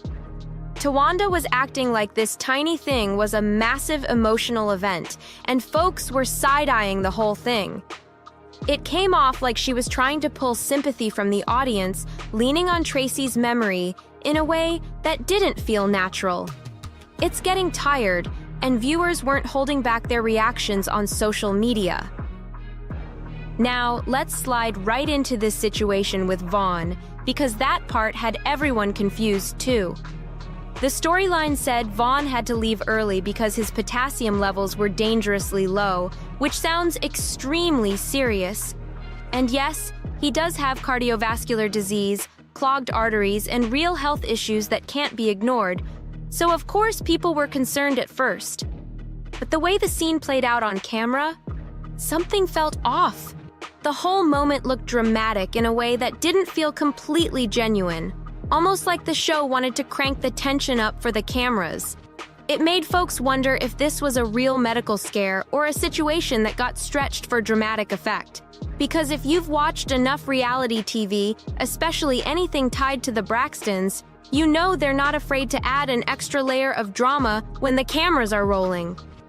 It left people unsure where the truth ended and the storyline began, and that confusion had the timeline buzzing. Everything this season was cranked up to 100, like somebody behind the scenes kept hitting the extra drama button. And as viewers were sitting there wondering, is any of this even real? It felt like the show wanted us to fall for every dramatic moment without questioning anything. But honestly, it started looking way too staged. And at this point, I'm leaning toward the second option. We're being played, and not even in a clever way. Which brings me straight to the big picture. The Braxtons coming back was not the move. This comeback season felt like a huge misstep from the very first episode. Instead of growth, real conversations, and genuine connection, we kept getting hit with nonstop chaos. Lies, tension, confusion, and scenes that felt as real as a plastic diamond. It stopped being entertaining and turned into something draining, and that's not what viewers signed up for. And clearly, I'm not alone because the ratings, they're rough. We're talking 93,000 views. That's it. That's even lower than Love and Marriage Huntsville, and that show has had some significant ups and downs. When your big comeback gets numbers like that, it's a sign something is seriously off. If the show had just been honest about the past, the tension, and the ways the family drifted apart instead of hiding behind polished scenes and scripted moments, maybe things would have landed differently. People want authenticity, not staged reactions stitched together just to fill airtime. And speaking of authenticity, let's get into these wild inconsistencies and rumors that have been floating around. Because there is a lot going on and none of it matches up. Tawanda's out here proudly talking about her son supposedly graduating, but then the blogs come through with a completely different story claiming he was expelled from the military and dealing with substance-related struggles. So now everybody is asking the same question. Which version is true? Tawanda, what's the real story here? This whole season felt like one big maze of mixed messages and half-truths. And people are tired of trying to decode what's real and what's for show. It's messy, confusing, and honestly, it's getting harder to take anything at face value. And since we're already talking about the kids, let's bring up Brookie and Sean. Because where are they in all this madness? Their names pop up here and there, but when it comes to real clarity, everything suddenly gets blurry. There are so many unanswered questions floating around. And every time you think you're about to get one solid answer, another rumor shows up and makes everything 10 times more confusing. And trust me, it gets even more tangled. People online have been whispering about major conflicts inside the family, disagreements, tension, situations that don't match what we see on screen. Behind the scenes, it sounds like things have been messy for a long time. Tamar, for example, allegedly caught heat from her own family for letting Ashley be on the show. That right there tells you the family dynamics are not smooth at all. It's like everyone wants control, everyone wants their version told, and nobody wants to be the one held responsible. Trying to keep up with their drama feels like watching a storm hit from 3 directions at once. And now, let's shift to Toni Braxton, because she deserves her own spotlight in this conversation.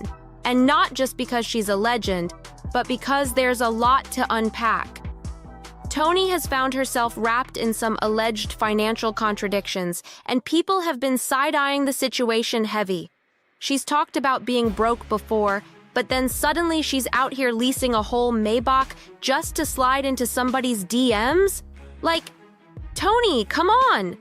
That move had the internet confused and asking all kinds of questions. Folks were trying to make sense of how those two stories could both be true. Don't get it twisted. Toni is iconic, respected, and one of the most influential voices to ever come from the family. But even icons have moments where things don't add up. And when fans catch inconsistencies like that, the conversation starts real fast. It's not about dragging her. It's about trying to understand what's really going on behind the perfectly polished image. And with everything already happening this season, this just added a whole extra layer to the chaos. What we're really seeing here is someone trying to handle aging, pressure, and the reality of life after being at the top. And it's showing cracks in the polished image she kept up for years. Fame fades, life keeps moving, and not everyone knows how to make that transition smoothly. And with Toni, it's becoming more obvious that she's struggling with that shift, and it's tough to watch. Now let's talk about why this show completely fell apart, because the issues run deep.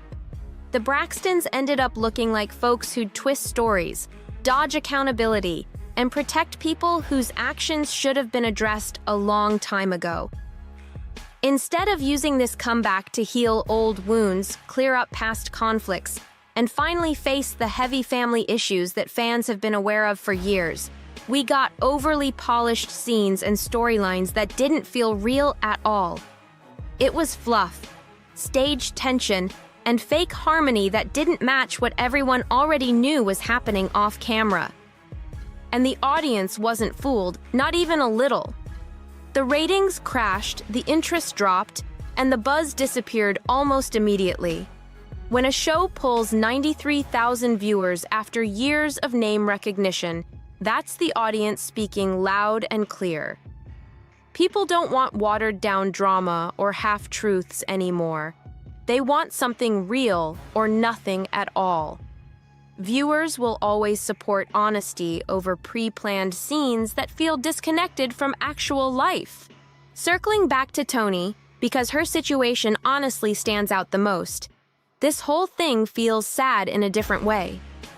She's a legend, a true icon, and yet the way she moved this season made it look like she was struggling to adjust to life after her peak years in the spotlight. Instead of using this platform to open up, show real emotion, admit past mistakes, or share the kind of personal growth viewers love to see, she linked herself tightly with Tawanda's side of the family tension, and it wasn't the best move. She had a chance, a real shot, to be vulnerable, authentic, and relatable. But the moment slipped away. Fans wanted to see the human side of Toni, not the carefully controlled version that didn't match the real-world conversations happening around her. And that missed opportunity is what made everything feel even heavier this season. She had the perfect chance to open up and be real with the audience, but instead, she played it safe, and it honestly made everything look worse. It was a huge missed opportunity, the kind you don't get twice. Viewers were ready to connect with her on a deeper level, but what we got was a guarded version that didn't match the energy of everything happening around her.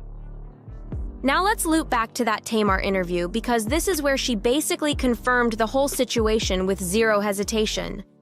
Tamar said straight up that giving out her address was unsafe, and she's not backing down from that at all.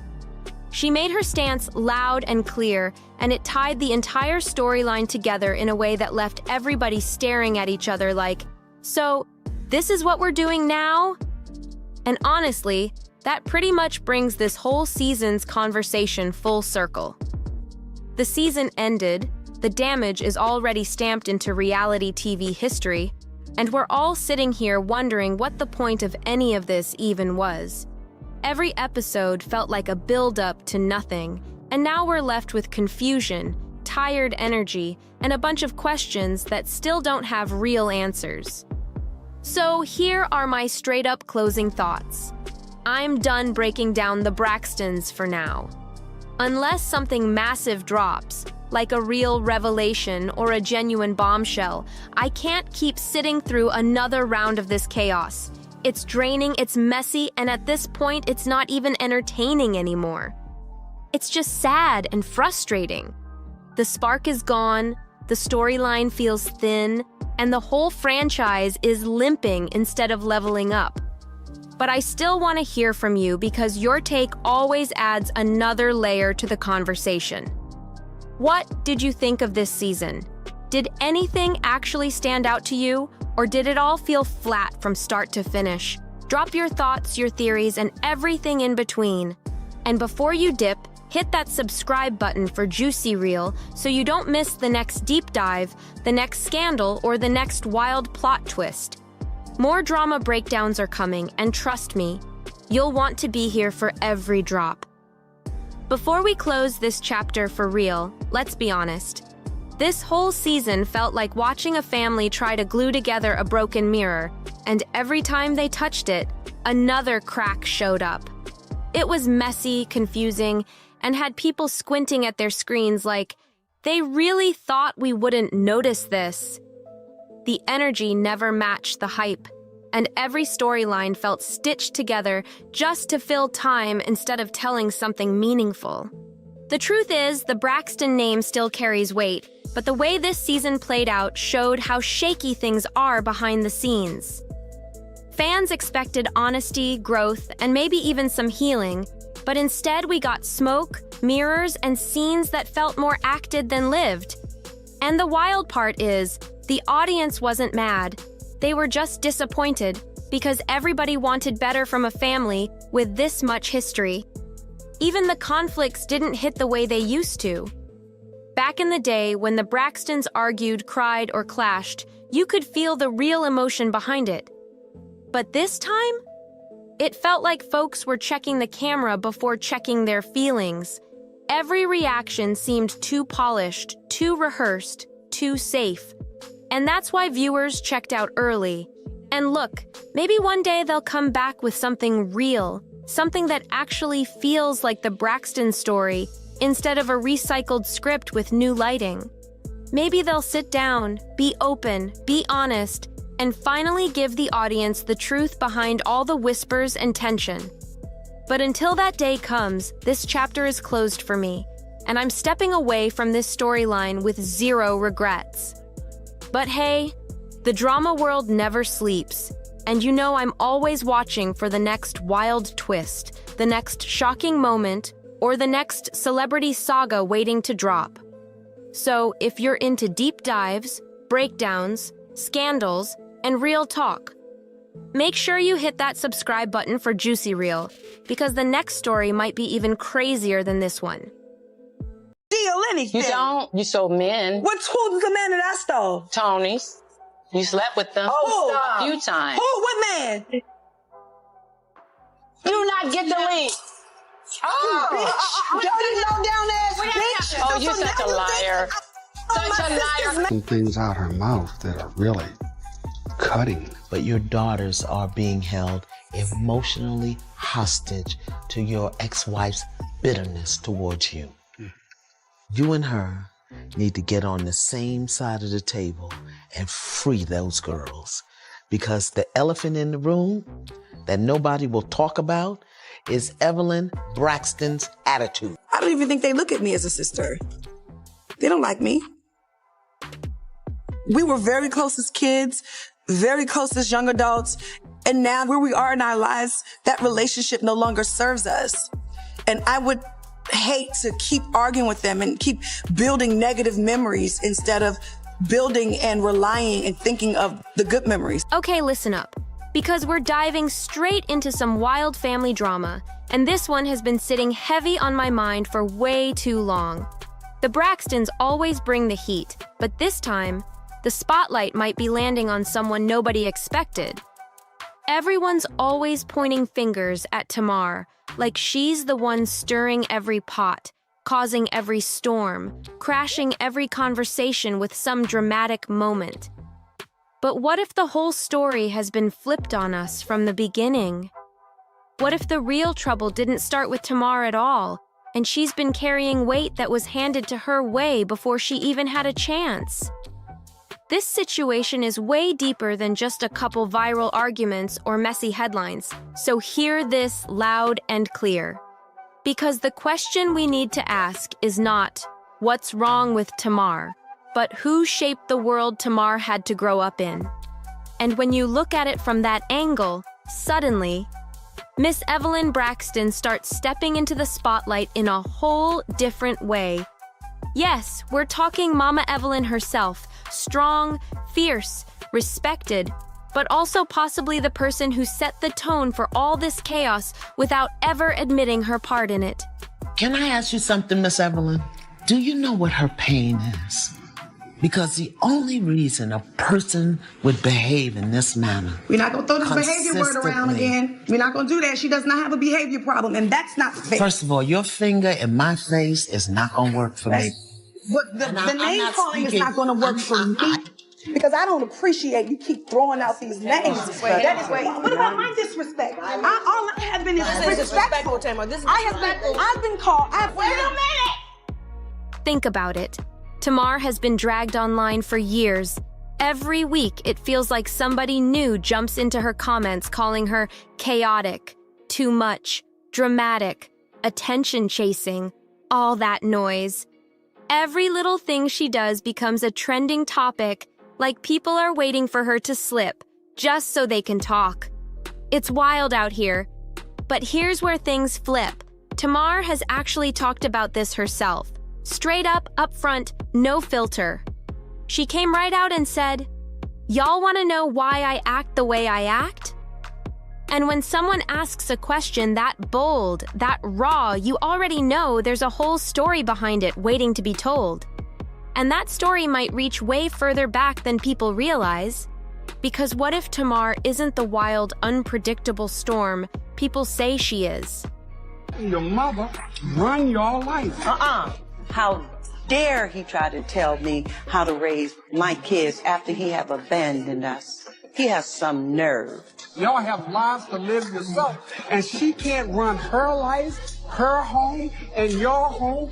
You know what? Had you been home long enough to help me to raise them, it wouldn't be such a problem. But where were you? Out there hanging in the street, what did you do doing all whatever day? you were What big did you enough do to all do. day long? What did you do? What did you do? What if she's the product of storms she didn't even create? What if she's been reacting to things that were already broken before she even showed up? This is where the real tea starts spilling. When Tamar said, "Look at my mama," everything stopped for a second because that line hit the internet like a thunderbolt. The whole timeline lit up instantly. People were shocked, confused, debating, dissecting every word because she wasn't just talking. She was exposing layers she's been carrying her whole life. She's been real about her mental health journey, and she's openly said that a lot of her pain comes from growing up around her mother's resentment, her mother's bitterness, and a home environment that felt heavy and toxic every single day. That's a lot for one person to shoulder. Let's not pretend Tamar's life has been smooth. This woman has walked through fire in front of millions. I love you picking up what I'm putting down. So looking at Tina Knowles and her children, and looking at Evelyn Braxton and her girl, it's proof to me that forgiveness or unforgiveness and bitterness can trickle down to your kids. I feel like Tina Knowles is the reason why Solange and Beyonce are able to persevere and press through adversity with grace and poise. I know this is a weird way to put it, but Beyonce and Solange was able to see their parents go through a health. Every heartbreak, every meltdown, every argument, every setback, she didn't hide any of it.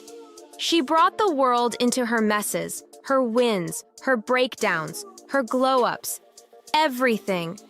It's like she let cameras roll even when her world felt upside down. Think about it. The breakup with Vince wasn't just messy, it was public, loud, and dragged across every media platform. The divorce, the custody issues, the rumors, the pressure, people watched it like a real-time drama. Then came the situation with JR and that whole roller coaster of chaos. Every time Tamar tried to find peace, something else blew up right behind her. And we cannot ignore the family drama. Tamar has clashed with basically every sister at some point. Tony, Tracy, Tawanda, Trina. Nobody was untouched by the tension. It felt like every season brought a new explosion, a new argument, a new moment where someone was crying or walking off set. Then you add those messy accusations floating around involving Funky Deneva and things connected to Tony's circle. Woo, the streets were talking non-stop. Tamar didn't hide a single chapter. She literally lived her life like an open book with the pages flipping in the wind. But here's where things get wild. Back in the early seasons of Braxton Family Values, Tamar wasn't just loved, she was a superstar on that show. Her jokes, her wild reactions, her honesty, her over-the-top personality, people couldn't get enough. She brought life to every scene. But fast forward to today, and everything feels flipped. The same audience that used to cheer her on now treats her like she's the problem, like she's always dramatic, always extra, always causing the next blow-up. The perception has shifted hard, and it's like folks forgot who she used to be. Or maybe they never knew what she was surviving behind the scenes. These days, a lot of folks online are saying Tamar's behavior drains them, like they're exhausted from seeing the same patterns repeat over and over again. People feel like every year brings a new argument, a new fallout, a new moment where she dodges accountability. And some are straight up saying that when you're approaching 50 and still beefing with everybody in your circle, it's only natural for people to start wondering if maybe, just maybe, you might be the common denominator in all these storms. But from Tamar's point of view, she does not see herself as the problem. She sees herself as the one being targeted, misunderstood, and unfairly attacked. In her eyes, she's reacting to pain, not causing chaos.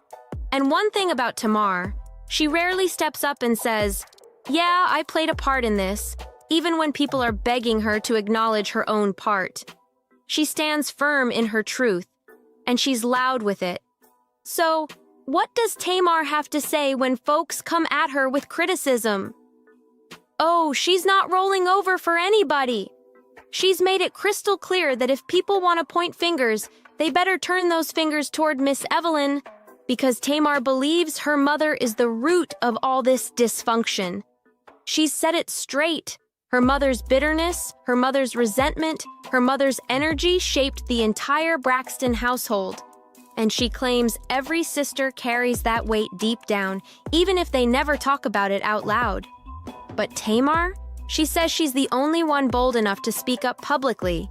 She connects her own struggles, her reactions, her outbursts, her conflicts, to the environment she grew up in and the shadow her mother cast over the family. She's not framing this as simple, messy reality TV behavior. She's calling it what she believes it is: generational trauma, passed down like a heavy legacy nobody wanted, but everyone feels. And now, if we really want to understand where Tamar is coming from, we have to rewind the story and talk about Miss Evelyn's divorce from Michael Braxton, because that moment didn't just end a marriage. It shaped the entire family dynamic in ways that still echo decades later.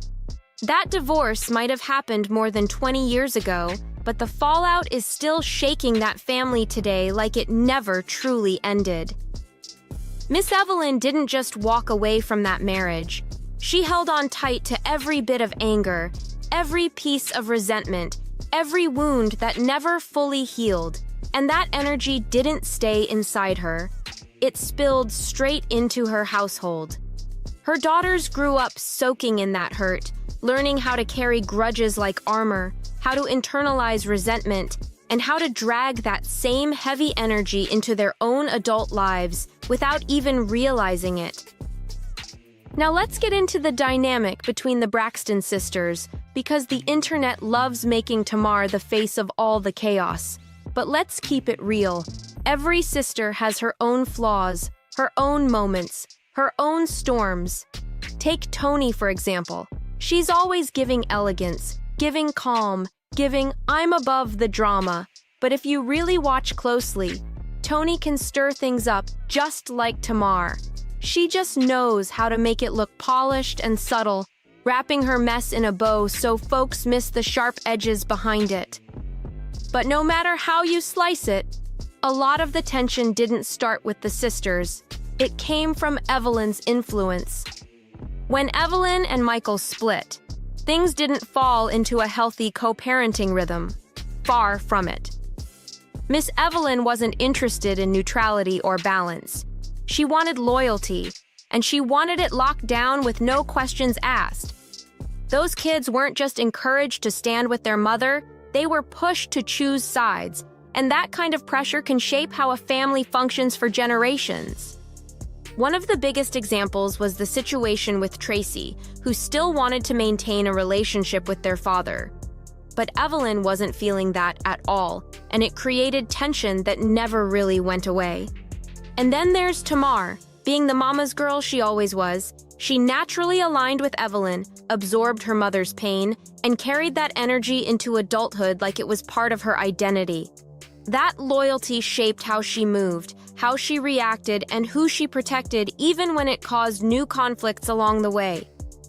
Tamar siding with Evelyn only tightened that bond between them until it felt more like deep codependency than simple mother-daughter loyalty.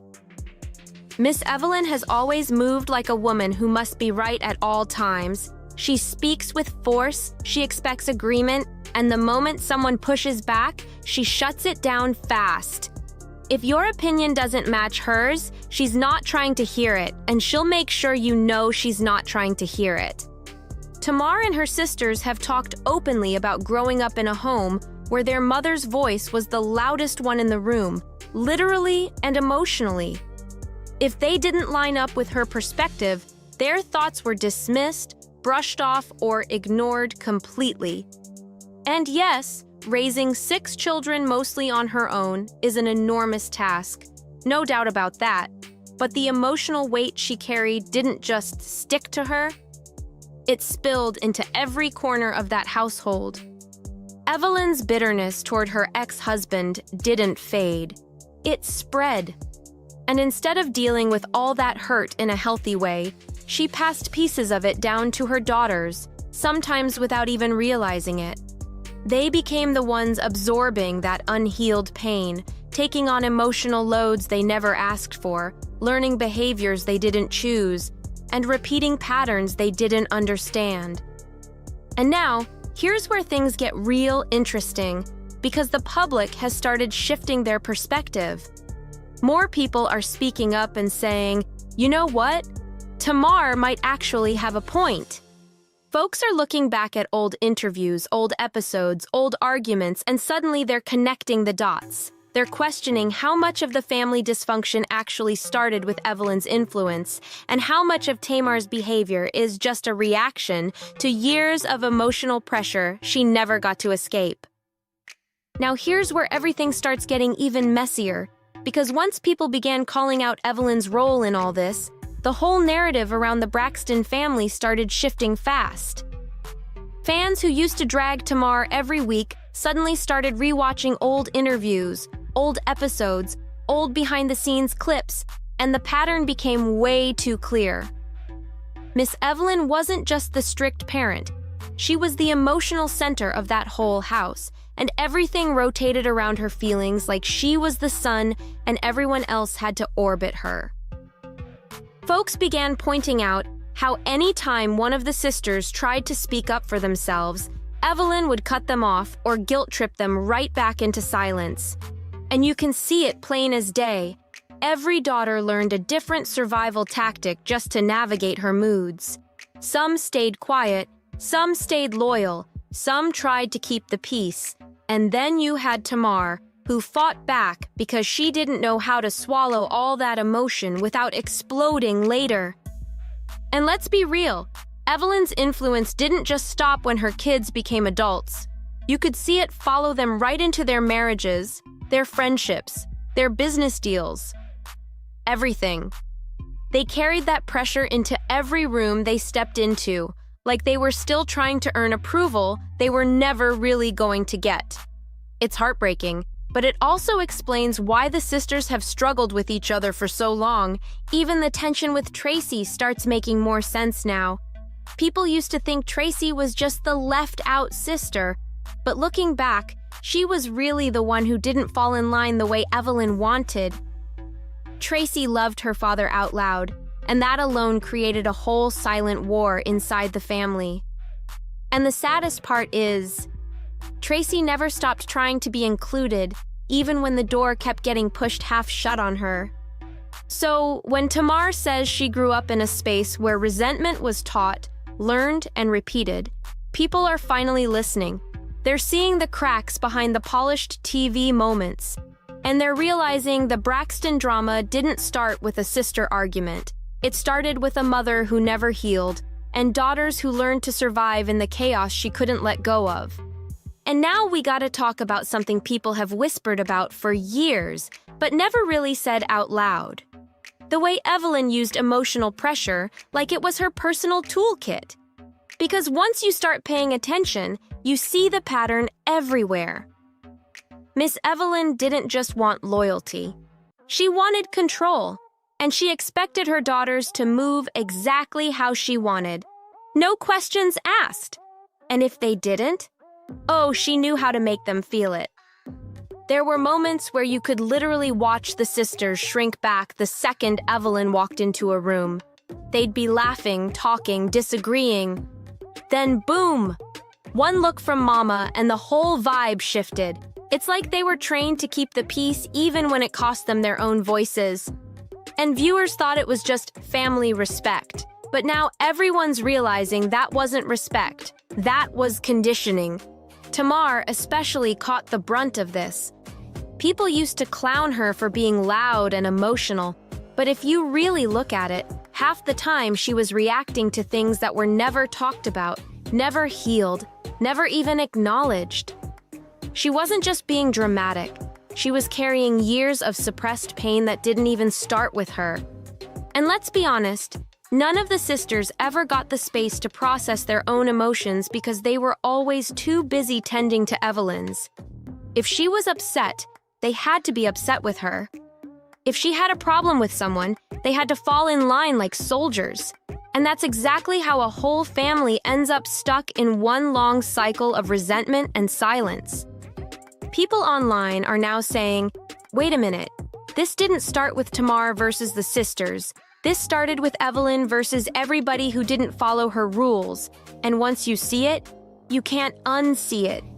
Suddenly, the arguments make more sense. The distance makes more sense. The heartbreak makes more sense. The Braxtons weren't just dealing with sister drama. They were dealing with years of emotional habits shaped by a mother who never healed her own wounds. And every daughter got caught in the crossfire in a different way, whether they admitted it or not. She showed her daughters how to disrespect people. She showed them how to move with bitterness. She showed them how to shut down instead of heal. And she didn't even realize the damage she was passing down. And honestly, a lot of people see pieces of their own upbringing in this, because there are so many mothers out here who never faced their own hurt and ended up handing that pain to their kids without meaning to. It's a cycle that keeps repeating if nobody steps up to break it. At the end of the day, the Braxton family has a lot of toxic patterns, no doubt about that. But the difference is, Tamar gets cast as the villain every single time, even when she's not the one who created the environment she grew up in. And why is that? Because Tamar is loud. She speaks up. She refuses to swallow her feelings or pretend everything is perfect just to keep an image alive. And in a family where appearances are treated like gold, being the outspoken one makes her the easiest person to blame. But when you really step back and look at the bigger picture, it becomes clear that the issues didn't start with Tamar. They started way before her. Evelyn shaped the tone, the expectations, the emotional rules, and the sisters grew up inside that system. Tamar might be dramatic, yes. She might pop off quick, yes. But she's reacting to wounds that were planted long before she ever had a platform to speak on them. So here's the real question. Do you think Tamar is actually the problem? Or is Miss Evelyn the one who set this entire family dynamic in motion? Does Tamar deserve more grace? Or is she leaning too hard on her trauma story? I want to hear every thought, every take, every opinion. Drop it all in the comments because this conversation is just getting started. And if you rocked with this breakdown, make sure you show love and hit that subscribe button so you don't miss the next deep dive. JUicyReel is dropping more wild, messy, and eye-opening stories about your favorite reality TV families, so stick around. You don't want to miss what's coming next. Confessing that although I love my family, most of the time I don't like my family. Everyone in my family. Take a breath. Everybody. I feel like I'm angry at everybody in my family. I don't like my family. If they weren't my family, it wouldn't be my friend. The internet went absolutely wild when Ashley Braxton, the quiet niece nobody ever talked about, finally spoke out. After years of silence, she dropped a bomb that cracked open the shiny image the Braxton family had carefully built with gospel songs, fame, and glitz. That is your man, as you call it. That is your man. He knew it was a situation with me and you. And he was down. He was down to play op games. I wouldn't take nothing like that serious, my love. That ate my ass, and I sent him on his way. It wasn't, you don't want me to expose how you were saying that you kicked her out and she went back to her mother's house. Her voice shook, but her message hit hard. She was done protecting the very people who broke her down as a kid. For once, nobody was gossiping about Toni Braxton's chart-topping hits or Tamar's explosive reality show meltdowns. Nope, the world was focused on something way darker, something the family had buried for years under their perfect smiles. Not Mrs. Braxton, not Mrs. Singer with the sold-out tour that JR also told me was flex. It was cap. It was she flexing. She don't have no sold. Between me and you was his exact words. The tour not sold out. He said you was messy. He said you went back to your mother's house. He told me a lot of things that he shouldn't tell a stranger. I just met this man less than a week. Ashley wasn't chasing clout, she said. She was chasing closure, and the way she said it sent chills down everybody's spine. She showed up on camera with that calm look you only get after years of crying behind closed doors. She told the world how being 16 and spending one summer with one of her aunts turned into the worst nightmare of her life. Something went down, or almost did, with her aunt's partner, and though Ashley never said any names, fans didn't need her to. The clues were all right there. The timeline, her tone, her trembling voice, it all lined up too perfectly to ignore. But you can't be thinking you're gonna go have plastic surgery on the Groupon. Exactly. Like you, The ain't no Botox plastic parties. surgery on sale. Yeah, exactly. Like that's not gonna happen. Yeah. And if it's on sale, 9 times out of 10, you're not supposed to get it from the person that's having a sale on liposuction. Don't do that. And the worst part, instead of helping her heal, the family decided to hide it. They didn't want drama. They wanted silence. No police, no confrontation, no headlines. They just wanted the world to keep seeing them as gospel royalty while Ashley was left carrying the pain alone. That's when she said, enough was enough. She was taking her story back, and no Braxton was going to shut her up this time. That's the part that broke everyone's heart. Ashley said that instead of wrapping her in love, her own family turned their backs on her. The calls stopped, the invites vanished, and even her father, Michael Braxton Jr., told her to keep quiet. She remembered the moment he looked her in the eye and said, "Zip it up tight." Those words haunted her for years, like a ghost she could never escape. Decades later, she revealed that the same father who once preached loyalty and unity actually threatened her with legal action if she ever dared to speak her truth. Can you imagine? The man who taught her about family first was the same one trying to silence her. The betrayal in her voice was impossible to miss when she said, "I just wanted to be heard, not hushed behind a screen." It sent chills through everyone watching. That's when fans started connecting the dots. The aunt who suddenly cut her off, the partner who made her feel unsafe, and those old whispers about Trina Braxton's messy past marriage that fans always said had way too much chaos. Nothing was officially confirmed, but wow, everything lined up a little too perfectly to ignore. Still, Ashley wasn't out here naming names or trying to destroy anyone's life. She just wanted people to understand how powerful and painful silence can be. Because when a family chooses to protect their image instead of the truth, someone always ends up broken. And this time, it was Ashley.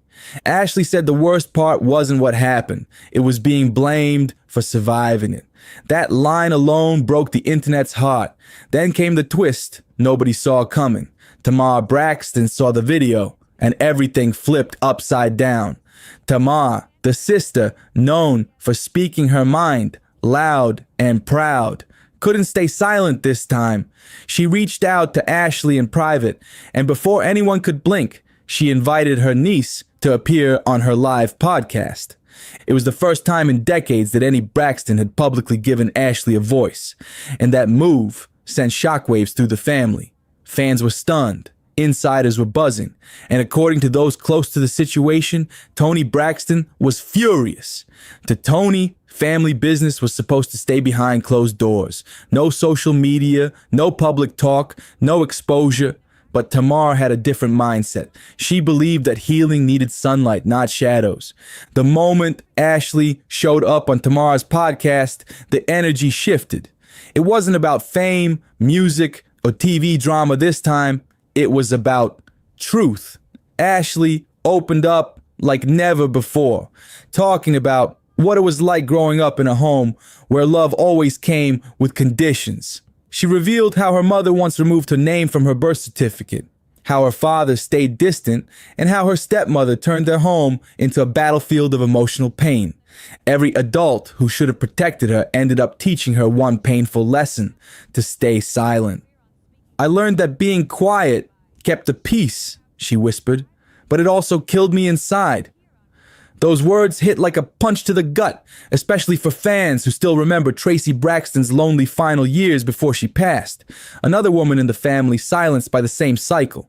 And while fans were praising Tamar for finally shining light on the truth, Toni's reaction, according to close sources, was nothing short of rage. She allegedly called Tamar's podcast reckless, saying her younger sister was using family pain for clout and ratings. The family feud that started decades ago suddenly roared back to life, and everyone watching knew this was only the beginning of something explosive. Toni Braxton, the calm, collected matriarch who always kept the family looking polished, was terrified of the headlines that were about to drop. Imagine it splashed everywhere. Braxton niece accuses family of a cover-up. That's every PR nightmare rolled into one. Toni wanted it buried fast, craving damage control before things spiraled out of hand. But Tamar, she wasn't backing down. She wanted honesty, raw and unfiltered. Their private phone calls reportedly got so heated that Toni completely stopped answering. One insider even claimed Toni told a producer, "If Tamar wants to run her mouth, let her live with the consequences." That one line said it all. The Braxton house was officially divided. But here's the twist. The public wasn't siding with Toni this time. Everyone was rallying behind Ashley. Viewers saw a woman who had been pushed out by her own family, but still spoke with grace and strength. She didn't shout, didn't throw shade, didn't curse. She just told the truth with trembling hands and a steady heart. Ashley shared how therapy sessions in Europe helped her rebuild herself piece by piece. "I left the country to save my mind," she confessed, and you could feel the pain in every word. Living abroad had become her safe place, far from the noise, far from the whispers. But when tragedy struck and her sister, the one the Braxtons rarely spoke about, passed away, Ashley knew she couldn't stay silent any longer. She had to speak up, not just for herself, but for the sister who never got that same chance. So when Tamar officially announced that Ashley would appear live on her show in Atlanta, the fandom went into a frenzy. Social media exploded, fans were divided, and even longtime supporters couldn't believe that the Braxton family secrets were finally being dragged into the spotlight. Live for the whole world to see. This wasn't just another wild tabloid rumor. It was real, and it was happening in public. Ashley was finally telling her story, and one of the Braxtons, Tamar, was standing right there beside her. In that single powerful moment, the family known for their gospel harmony turned into a courtroom of truth. The internet couldn't look away. Everyone was watching history unfold right before their eyes. Fans went into detective mode, pulling up old interviews of Tony and Trina, dissecting every gesture, every pause, every blink. Was Tony's silence a sign of guilt? Or was it just grief from watching her family fall apart? Nobody could agree, but one thing was crystal clear. This was the most explosive Braxton family drama since Braxton Family Values went off the air. Ashley's words during one interview melted hearts everywhere. She said, "For once, I won't be alone on that stage. I'll have my aunt's hand to hold if I cry." That single line hit like a thunderclap, raw, real, and full of years of pain and longing. Within hours, it went viral across every platform. TikTok, X, Instagram, everyone was talking about it. Tamar responded with a simple red heart emoji under Ashley's post, confirming her support without even saying a word. Meanwhile, Tony didn't post anything. No comment, no like, not even a silent acknowledgement. And somehow, that silence screamed louder than any statement ever could. It became its own headline. Tony Braxton remains silent as niece prepares to speak out.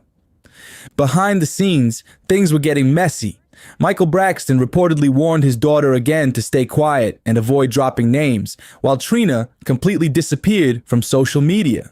Insiders whispered that Tony had even started pulling away from upcoming family projects, afraid that getting too close might drag her straight into the fallout. The Braxton family's perfect image was cracking right before the world's eyes, and nobody knew what would break next. Tamar wasn't backing down. She doubled down. Sources say she told her team straight up, "If the truth breaks us, maybe we weren't whole to begin with." That line leaked online through fan pages and instantly went viral. It became a rallying cry for survivors everywhere, people who saw themselves in Ashley's story and finally felt brave enough to speak too. By the end of that week, what started as a quiet confession had turned into a national conversation about abuse, silence, and the power of forgiveness. Talk shows were debating it, social media was flooded with takes, and even fans who had never followed the Braxtons before were now hooked. For Ashley, this was never about revenge. It was about release. But for the Braxton family, it was a full-blown reckoning. That glamorous brand of sisterhood and success was starting to crumble under the truth they'd all tried to bury. Tamar was getting ready to welcome her niece to the stage, while Tony was reportedly doing everything she could to brace herself for what was coming. The one thing she hated most, losing control of the narrative. Because once Ashley started talking, the question wasn't if the family would respond. It was how far Tony would go to stop Tamar from turning their darkest secret into a public showdown. The night of the podcast felt heavier than a concert. Cameras flashed like crazy outside the Atlanta theater, and fans lined up down the block, whispering wild theories about what Ashley might finally reveal. Inside, the stage lights were dim, golden, and soft. But the tension in the air was thick. Tamar walked out first, sleek hair, sharp outfit, radiating confidence wrapped in compassion. The crowd screamed as she took the mic. "Tonight isn't about gossip," she said. "It's about truth, healing, and courage." The audience roared with applause, but everyone could feel it. This wasn't just another podcast episode. This was a family reckoning dressed up as a live show. When Ashley finally stepped out, the whole room went silent. Her eyes glistened like she had been carrying years of pain, guilt, and silence inside her chest. And in that moment, you could tell something powerful was about to break loose. And this time, Ashley was finally ready to let it all out. Tamar reached for her hand, and that single, quiet gesture said everything. It was loyalty, rebellion, and sisterhood all rolled into one powerful moment. You could feel the love and the defiance bursting through the screen. Ashley took a deep breath, steady but trembling. and began to speak. She never said any names, but the pain in her pauses told the whole story louder than any headline ever could. She spoke about feeling unsafe, unheard, and unseen, about being blamed for things she never did, punished just for being a kid caught in the wrong place at the wrong time. And then came the line that broke everyone's heart. I just wanted someone to believe me. The audience went completely silent. No whispers, no phones clicking, just heavy, aching quiet. Even Tamar's eyes filled with tears she couldn't hold back. It was one of those moments where the truth hit like lightning, raw, painful, and impossible to ignore. Meanwhile, behind the scenes, chaos was exploding inside the Braxton circle. Toni Braxton, according to insiders, was livid. Sources said she felt Tamar had turned the family's wounds into a public circus. To Toni, this wasn't bravery. It was betrayal. She allegedly called Michael that same night and snapped, "You need to handle your daughter before this goes too far." But by the time those words left her mouth, it was too far. The footage was already everywhere. Within hours, it went viral. Blogs were breaking it down line by line. Fans were debating every look, every tear, every word. Ashley's truth had already reached millions of ears, and Toni's trademark silence, the shield she'd always used to protect herself, suddenly looked more like guilt than grace. Back on stage, Ashley fought to keep her composure, but you could see her memories pushing through. Her voice cracked as she recalled her father's chilling words, "Zip it up tight." That phrase had haunted her for years, and now she was finally free from it, right there, under the spotlight, with the whole world finally listening. The crowd gasped when Ashley's voice trembled and she said, "I was told to stay quiet, to protect people who never protected me." That line hit like thunder, raw, heartbreaking, and unforgettable. Tamar squeezed her hand tighter, and in that instant, the whole internet exploded. Fans rushed to social media, flooding timelines with messages of support, tagging both Tamar and Toni, demanding answers, demanding accountability. Twitter, or X, was on fire. Some fans wrote, "Protect Ashley at all costs." Others repeated over and over, "Toni can't silence this anymore." It became a chant across the internet, a digital uprising of voices that refused to be quiet. As the show came to a close, Tamar stood up and pulled Ashley into a long emotional embrace. Both women were shaking, from relief, from fear, from everything they had just unleashed. The world was watching two generations of Braxton women face decades of buried truth. Live, Ashley whispered softly, "I finally feel free." And Tamar, tears streaming down her face, whispered back, "You were always free, baby. They just tried to make you forget it." That single exchange sent chills through everyone watching. The audience erupted, some clapping, some crying, some just standing in stunned silence, processing what they had just witnessed. For the first time in years, a Braxton woman wasn't singing a note. She was telling the truth. But freedom, as always, comes with a price. The next morning, chaos erupted behind closed doors. Toni Braxton reportedly called a full-on family meeting. According to one insider, she started with a line that said it all. "We are not turning into another reality scandal. We have Grammy Awards, not gossip columns." Toni wanted control back. She wanted the narrative cleaned up, the damage contained. She allegedly demanded Tamar release a statement claiming the podcast was taken out of context. But Tamar wasn't having it. She stood her ground and shot back. "The context is pain, and we're not erasing it again." That one sentence, brave, bold, and final, reportedly ended their phone call, and maybe even their relationship. The Braxton family's golden image had officially shattered, and nothing would ever be the same again. Behind the scenes, the storm was far from over. Michael Braxton was furious. Sources say he immediately reached out to lawyers, trying to block Ashley from ever mentioning his name again or using the family story in public. But this time, his threats didn't hit the same. The fear was gone. Ashley wasn't that quiet, isolated girl anymore. She had support. Legal teams, fans, survivor networks, everyone was standing with her. Organizations began reaching out, offering resources, and sharing her story as a powerful symbol of breaking generational silence. For the first time, the Braxton family's secret wasn't trapped behind closed doors. It had become a mirror for every family that hides pain behind respectability and polished smiles. As the story spread, major news outlets started picking it up. Tony's camp tried to spin it quick, calling it a private family misunderstanding. But the public wasn't buying that for a second. They had seen Ashley's trembling voice, Tamar's tears, and the raw emotion of that night. Nothing about it felt like a misunderstanding. To fans, this wasn't just another dose of celebrity gossip. It was something real. It was about a black woman reclaiming her story in a world that had told her to stay quiet for too long. And suddenly, that perfect, polished Braxton image Tony had worked so hard to protect started to look fragile, like a diamond cracking under the heat of truth. Days later, Tamar went live again, and she came with that calm but unshakable tone that said she meant business. Family doesn't mean silence. Family means accountability, she said, eyes locked on the camera. It was subtle, but everyone knew who she was talking about. Without naming names, she made her point loud and clear. She wasn't backing down. If being honest makes me the bad guy, Tamar said, then I'll be that. Her words echoed across every platform, and fans flooded her comments with love and fire emojis. The message was clear. The old Braxton family silence was dead, and the truth was finally louder than the fear. After Tamar's live ended, the comment section exploded.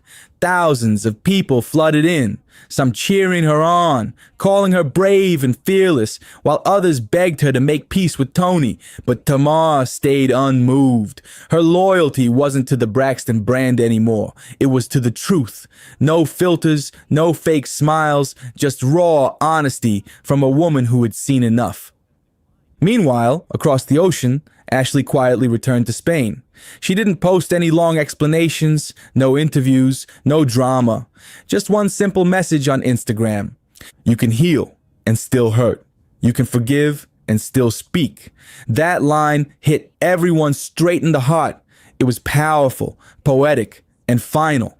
The kind of truth that doesn't need a headline to make noise. Within hours, the post went viral. Celebrities, therapists, advocates, everyone was sharing it. Even people who had never followed the Braxton family before were suddenly connecting to Ashley's message. She didn't need her family's approval anymore. She had the world's empathy. But while Ashley was finding peace, the Braxton family behind closed doors was falling apart. Insiders say Tony began skipping family events completely, avoiding both Tamar and Michael. The tension was thick. Nobody knew what to say, and everyone was walking on eggshells.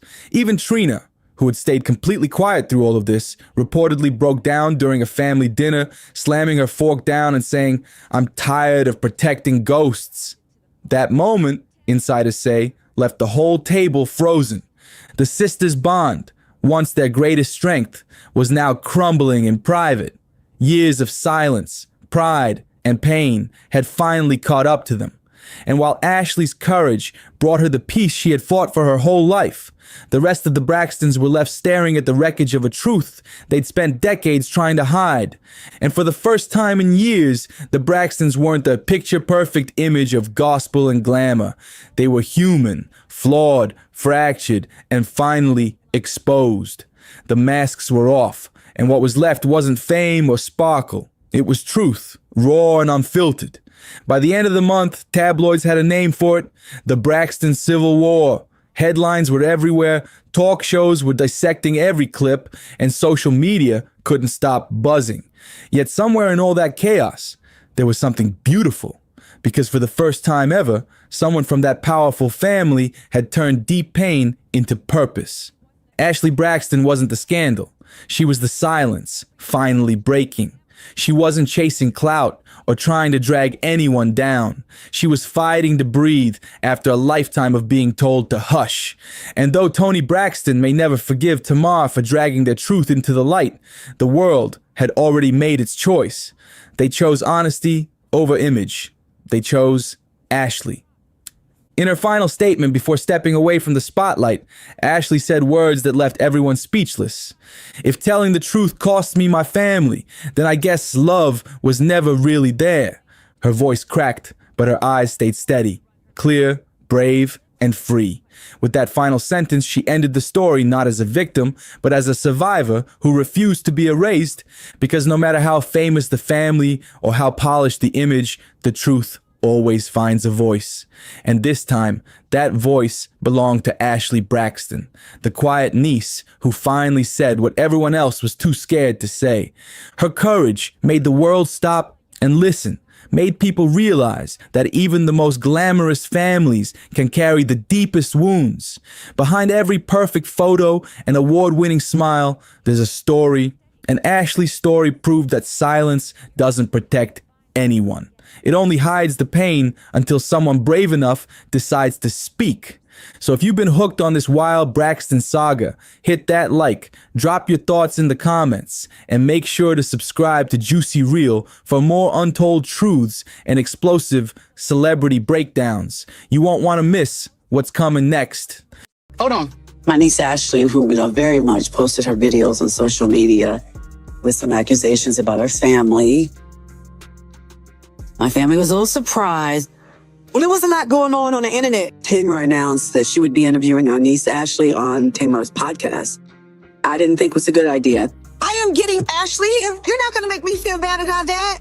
I wanted her to come to a safe place to talk. Blame for something that I didn't do. So who gave the man my address? It's called an attorney. Oh, he can't find my address in that letter. That house not even under my name. Because I know y'all don't give a about me. I'm not expecting y'all to really give a about me. But what I am asking about is my child. Sit down for this one, because Tamar Braxton is officially done staying quiet. She's done playing nice, done covering for people who never had her back, and done pretending everything is sweet. This time, she showed up with receipts, raw emotions, and zero filter, and she made it loud and clear she's not holding anything in anymore. For years, we've watched the Braxton family drama unfold on TV, the sister clashes, the emotional breakdowns, and those tearful hugs that made it seem like healing always came in the end. But according to Tamar, what viewers saw was straight-up smoke and mirrors, carefully edited, cleaned up, and watered down to protect certain images. Now here's where it gets wild. Tamar says the real story behind closed doors is way darker, way messier, and way more painful than anything that ever aired on television. And so when my house got robbed, that was really hard for me. And people that's close to me knew that. And I have gone to great lengths and spend an obscene amount of money keeping my home and keeping myself safe, because it's just Logan and myself. Yeah. And when that was violated, that was like, wow, so y'all giving out my address now? Well, y'all know. Because I know everybody was like, well, she lived with her mother, and everybody thought I was having financial issues. No, that wasn't the case. I just didn't feel safe anywhere. Yeah. You know? And it was like, I didn't want to leave from my mother's house, because if everybody has a good relationship with their parents, your home or your family's home is a safe place. Mm-hmm. So for me, it took me a long time to actually buy a house here that I actually lived in. Like, I have 3 that's just sitting here in the city because I just didn't feel safe enough to move into. Yeah, so when they gave out that address, she just felt like they already knew what you was going through? Yeah, man, because, not only did he send it to my house once, he sent it to my house 3 times. He sent it to my house. He had someone walk in. The version fans got was just the surface, while the real chaos stayed hidden. Tamar finally broke her silence, and she didn't come to play games. She came to set the record straight. Tamar says flat out, what viewers saw is exactly what producers wanted people to see. She's dragging reality TV for what it really is, a tightly controlled storyline where scenes get picked, chopped, and polished to fit an agenda. According to her, the real drama never makes it to air because it's too messy, too uncomfortable, and too real to show on camera. She's basically saying the audience has been watching a performance, a clean, curated version of a family that's actually cracking behind the scenes. Up to my house. He sent it where they sent it through U.S. mail, and then they sent it there. They sent it through U.S. mail, and then they sent it through. And it said your name on it. Said my name, where I was, and sent it through UPS. And I'm like, I mean, are we being intentional here? Yeah. You know what I'm saying? So I was really upset about it. And unfortunately, at that table was the first time that I had seen them. Like, I got a cease and desist. Who? And nobody said anything. Because it was never a factor of a cease and desist. It was a factor of who gave out my personal information. Yeah. My home. Tamar says she's exhausted from pretending everything is fine, tired of covering for people who don't deserve protection, and done playing along with a fake image that hides deep problems underneath. Then things take a sharp turn. Tamar goes straight at her own sisters, calling them out by name and saying their behavior on TV is sick, not just fake, but deeply wrong. It's about being blamed for something that I didn't do. So who gave the man my address? It's called an attorney. Oh, he can't sign my address in that letter. That house not even under my name. Because I know y'all don't give a about me. I'm not expecting y'all to really give a about me. But what I am asking about is my child. She says they perform for the cameras, cry on cue, hug on cue, and argue on cue like it's a script. But the real pain, the heavy family trauma, never gets addressed. That stuff gets brushed aside so the show can keep selling a perfect family image. Tamar made it clear she's done with that life, saying if people won't face the truth, they shouldn't be on TV at all. Things take a sharp turn when Tamar brings up her niece, Ashley, who had already posted videos online making accusations about the family. Tamar admits the whole situation shocked a lot of people, and the internet went into full chaos mode almost instantly. When it was announced that Ashley would be interviewed on Tamar's podcast, Tamar straight up said she knew people would think it was risky, but she didn't back down. Tamar made it clear she wasn't trying to shame Ashley or silence her. She was trying to break it up, so we're just going to go with what she said. When she tried to separate us, I didn't feel like she tried to separate us. I felt like she tried to separate me. You get what I'm saying? I can see why you think that. Right, because she pushed me and turned and protected Tony. She did. Right? And gave you a superstar. You're the number one R&B. Right? So that's what I was feeling like. But aren't y'all all superstars? I mean, you know, okay. Fine.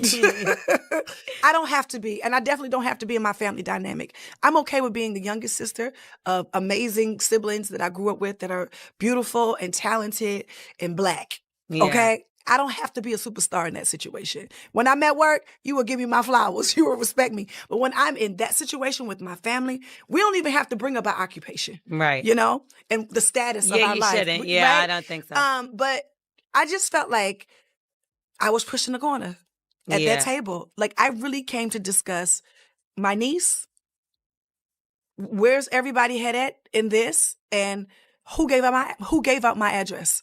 That was the objective for me. Yeah. And I didn't mean to come, you know, in a way that was combative or aggressive. I was really trying to have a real sensible conversation. Now, when people started pushing my back up against the wall and I had to come out fighting, that's exactly what happened. Yeah. Do you feel, did this happen, this whole situation, the cease and desist, was that sent before Tawanda's wedding? All of that was before Tawanda's wedding. Before Tawanda's wedding. And before the bridal shower that I was invited to, but I wasn't invited to. Do you feel like you was uninvited because they felt like you were trying to put the family on blast with your niece, or? I wasn't trying to put my family on blast with my niece. My niece put her experience on blast by herself. Yeah. And I signed up to support her. And I still am signed up to support her. So what was Tawanda's issue with you? Do you feel like that you were uninvited from the wedding? Because originally you were. But I was uninvited from everything before the table. Yeah. So was I really invited to the wedding, or was that another part of being gaslit? She said she wanted Ashley to have a safe space to speak, a place where she didn't have to pretend everything was fine when it clearly wasn't. Tamar called out the family for acting close on camera while barely speaking off camera, saying that fake unity had gone on long enough. She accused them of choosing image over honesty and money over accountability, and she positioned herself as the only one willing to say the quiet part out loud. Then it turned serious, fast. Tamar reveals a cease and desist situation involving her sister, Tawanda. Yes, lawyers entered the chat. This wasn't just family drama anymore. Apparently, a certain clip caused so much tension that legal action was taken, proving this mess runs way deeper than anyone thought. Tamar starts hinting that the unseen footage holds some seriously heavy family issues, the kind of stuff the family is desperate to keep hidden at all costs. She says these are the exact things that would completely shatter the image they've worked overtime to protect. But Tamar makes it clear she's done guarding secrets for people who are trying to silence her, so she's speaking up anyway. She explains that whatever is in that clip is so serious, legal action was taken just to keep it locked away. And this is where the story turns heartbreaking, because Tamar doesn't just speak in vague terms, she names names and shares situations that leave people stunned. She talks about her niece Ashley, her brother's daughter, and acknowledges the deep tragedy the family has already faced with the loss of Ashley's sister. Then, Tamar drops a shocking allegation, revealing that Trina's late husband allegedly sent inappropriate messages to Ashley. Nothing graphic is described, but Tamar makes it clear the situation crossed serious boundaries and caused lasting harm. She also addresses allegations of abusive behavior involving her brother, pointing to patterns of manipulation and silence. Tamar says these painful family traumas were ignored and buried to protect a polished public image on TV and social media. When she tried to confront it, she says the response wasn't healing, it was pressure to stay quiet. Tamar says the moment she tried to bring the truth into the light, her own sisters flipped on her. Instead of backing her up, they painted her as the villain for speaking on abuse and trauma inside the family. Imagine being punished for telling the truth about real pain in your own bloodline.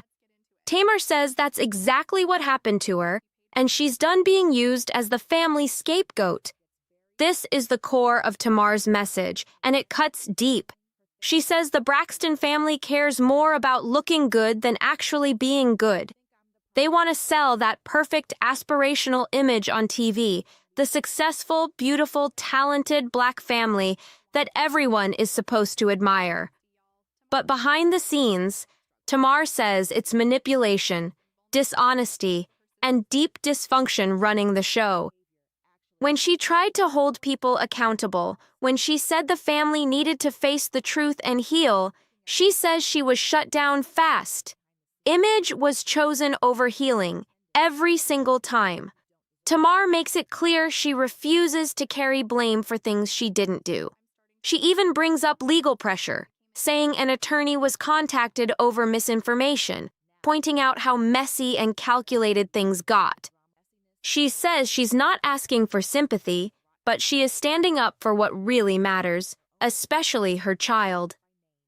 Tamar positions herself as the only one willing to risk her reputation, relationships, and peace just to tell the truth, no matter how uncomfortable it makes everyone else. Tamar's stance is clear now. If nobody else is willing to keep it real, she will. And then she drops something that makes this whole situation way more serious than gossip or TV drama. Tamar reveals she went through a terrifying home break-in. Someone actually broke into her house. Think about that fear, especially as a public figure, and especially as a mother trying to protect her child. After that incident, Tamar says she was so shaken she moved in with her mother because she no longer felt safe in her own home. She shared that she now spends serious money on security, full systems, protection, the whole setup, because safety isn't optional when you've been traumatized like that. She needed her address kept private, not for status, not for secrecy, but strictly for protection. This wasn't about being fancy or acting distant. This was about survival and making sure her child was safe after something deeply traumatic. But then comes the coldest part of all. Tamar says someone inside her own family leaked her address. Let that sink in. Her private location was given out, completely violating her trust and her safety. At that point, this stopped being regular family mess and crossed into dangerous territory. Tamar says the person knew about the break-in, knew about her fear, knew about her child, and still gave out that information. That betrayal cuts deep. Tamar makes it clear this isn't just hurt feelings. It's about safety, trust, and how far things went inside her own family. Tamar puts the question out there loud and clear. How do you put someone's life at risk just because you're mad at them? How do you gamble with a child's safety just because your feelings are hurt? She reveals that her home isn't even registered under her legal name, and that says everything about how serious her security fears really are. That move wasn't random. It was a calculated step to keep people from tracking her down. She explains that this was a whole extra layer of protection she put in place after everything she'd been through. But once that address got leaked, the entire safety setup she built collapsed. All that money, all that planning, all that effort wiped out because someone close to her decided to weaponize her private information. Tamar calls the leak dangerous and careless, and honestly, she's not wrong at all. This isn't petty family mess anymore. This is real-life danger involving real people and a child who deserves protection. Tamar even shared her own words about the trauma, saying, "When my house got robbed, that was really hard for me, and people close to me knew that." She added, "I have gone to great lengths and spent an obscene amount of money keeping my home and myself safe because it's just Logan and myself." That statement hits hard. Tamar isn't talking about drama. She's talking about survival, trust, and protecting her child at all costs. Tamar explains that once her privacy was violated, it hit her like a punch to the chest. She basically said, "Wow, so y'all really giving out my address now?" And the shock was real. She clears up a major rumor too, saying people assumed she moved in with her mother because of money problems, but that wasn't true at all. She says flat out it was about fear, not finances. She didn't feel safe anywhere, period. She talks about how a parent's home is supposed to be a safe space, a place where you can breathe and feel protected. That's why she stayed there so long. Tamar says it took her a very long time to feel secure enough to actually live in a house she bought, even though she owned multiple properties in the city that just sat empty because she didn't feel safe moving into them. Then comes the part that makes everything even darker. Tamar explains that when her address was leaked, it felt extra cruel because the person already knew exactly what she was going through. She reveals that items were sent to her home repeatedly, not just once, but multiple times. She says things were delivered directly to her house, walked up to her door, and even sent through official carriers like US Mail and UPS, clearly labeled with her name and location. That level of targeting made the situation feel invasive and threatening. Tamar makes it clear this wasn't accidental, this was deliberate, and it shattered what little sense of safety she had left. This story keeps getting deeper and more intense, so make sure you're locked in. And if you want every update, every breakdown, and every receipt as this unfolds, hit subscribe to the JUicyReel channel now, because this drama is far from done. Tamar says she reached a point where she had to ask the obvious question out loud. Was this intentional or not? Because from where she was standing, it didn't feel accidental at all. She admits she was heated, hurt, and shaken, especially because the first time she saw certain family members face to face was at that table, right after everything blew up. She explains that people kept focusing on the cease and desist letter, but to her, that wasn't even the real issue. The real issue was who gave out her personal information, who handed over her home address and then stayed silent like nothing happened. Tamar says being blamed for something she didn't do cut deep, especially when the real danger was ignored. She makes it clear the address didn't come from her. She even points out that the house isn't under her legal name, saying, "That house not even under my name," to show how hard she worked to stay protected. She adds that she's not asking anyone to care about her feelings, but when it comes to her child, that's where the line is drawn.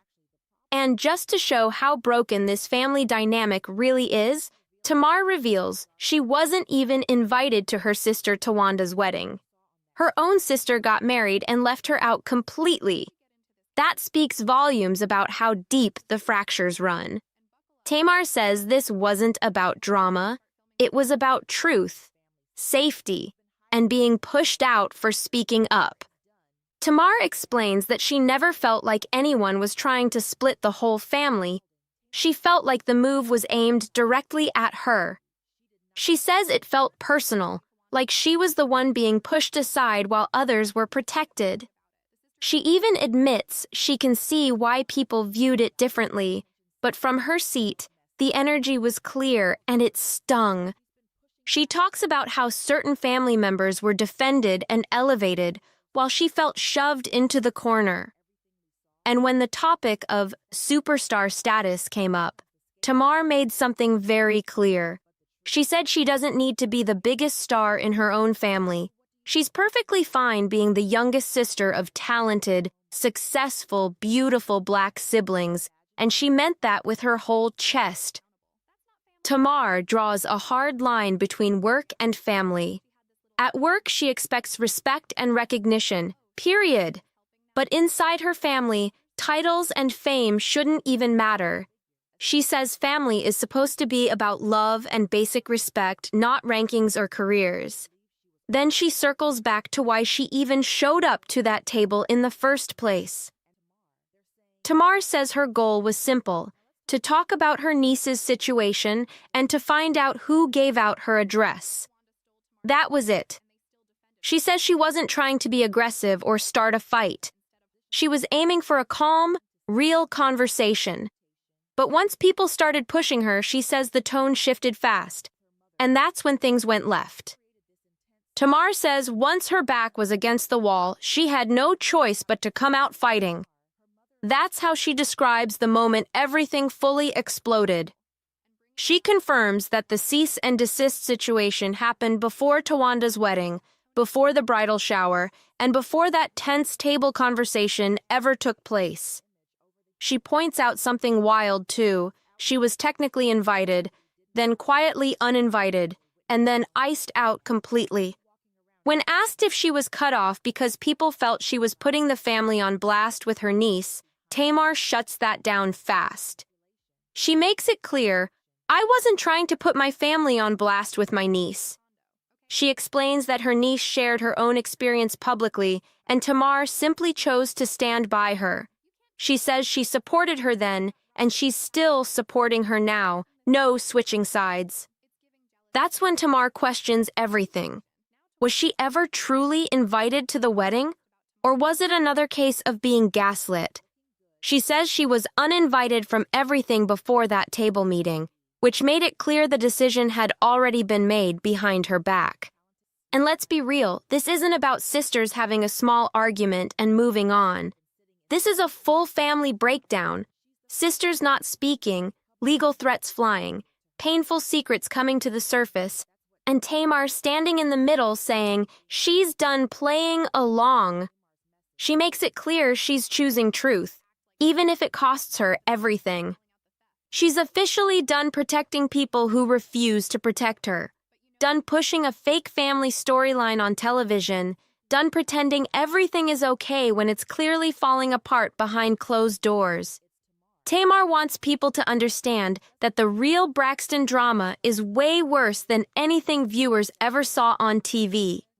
What aired was cleaned up, edited down, and made easy to swallow for entertainment. But the truth, the real truth, is darker, messier, and way more painful than anyone imagined. Tamar Braxton has made it clear she's not playing along anymore.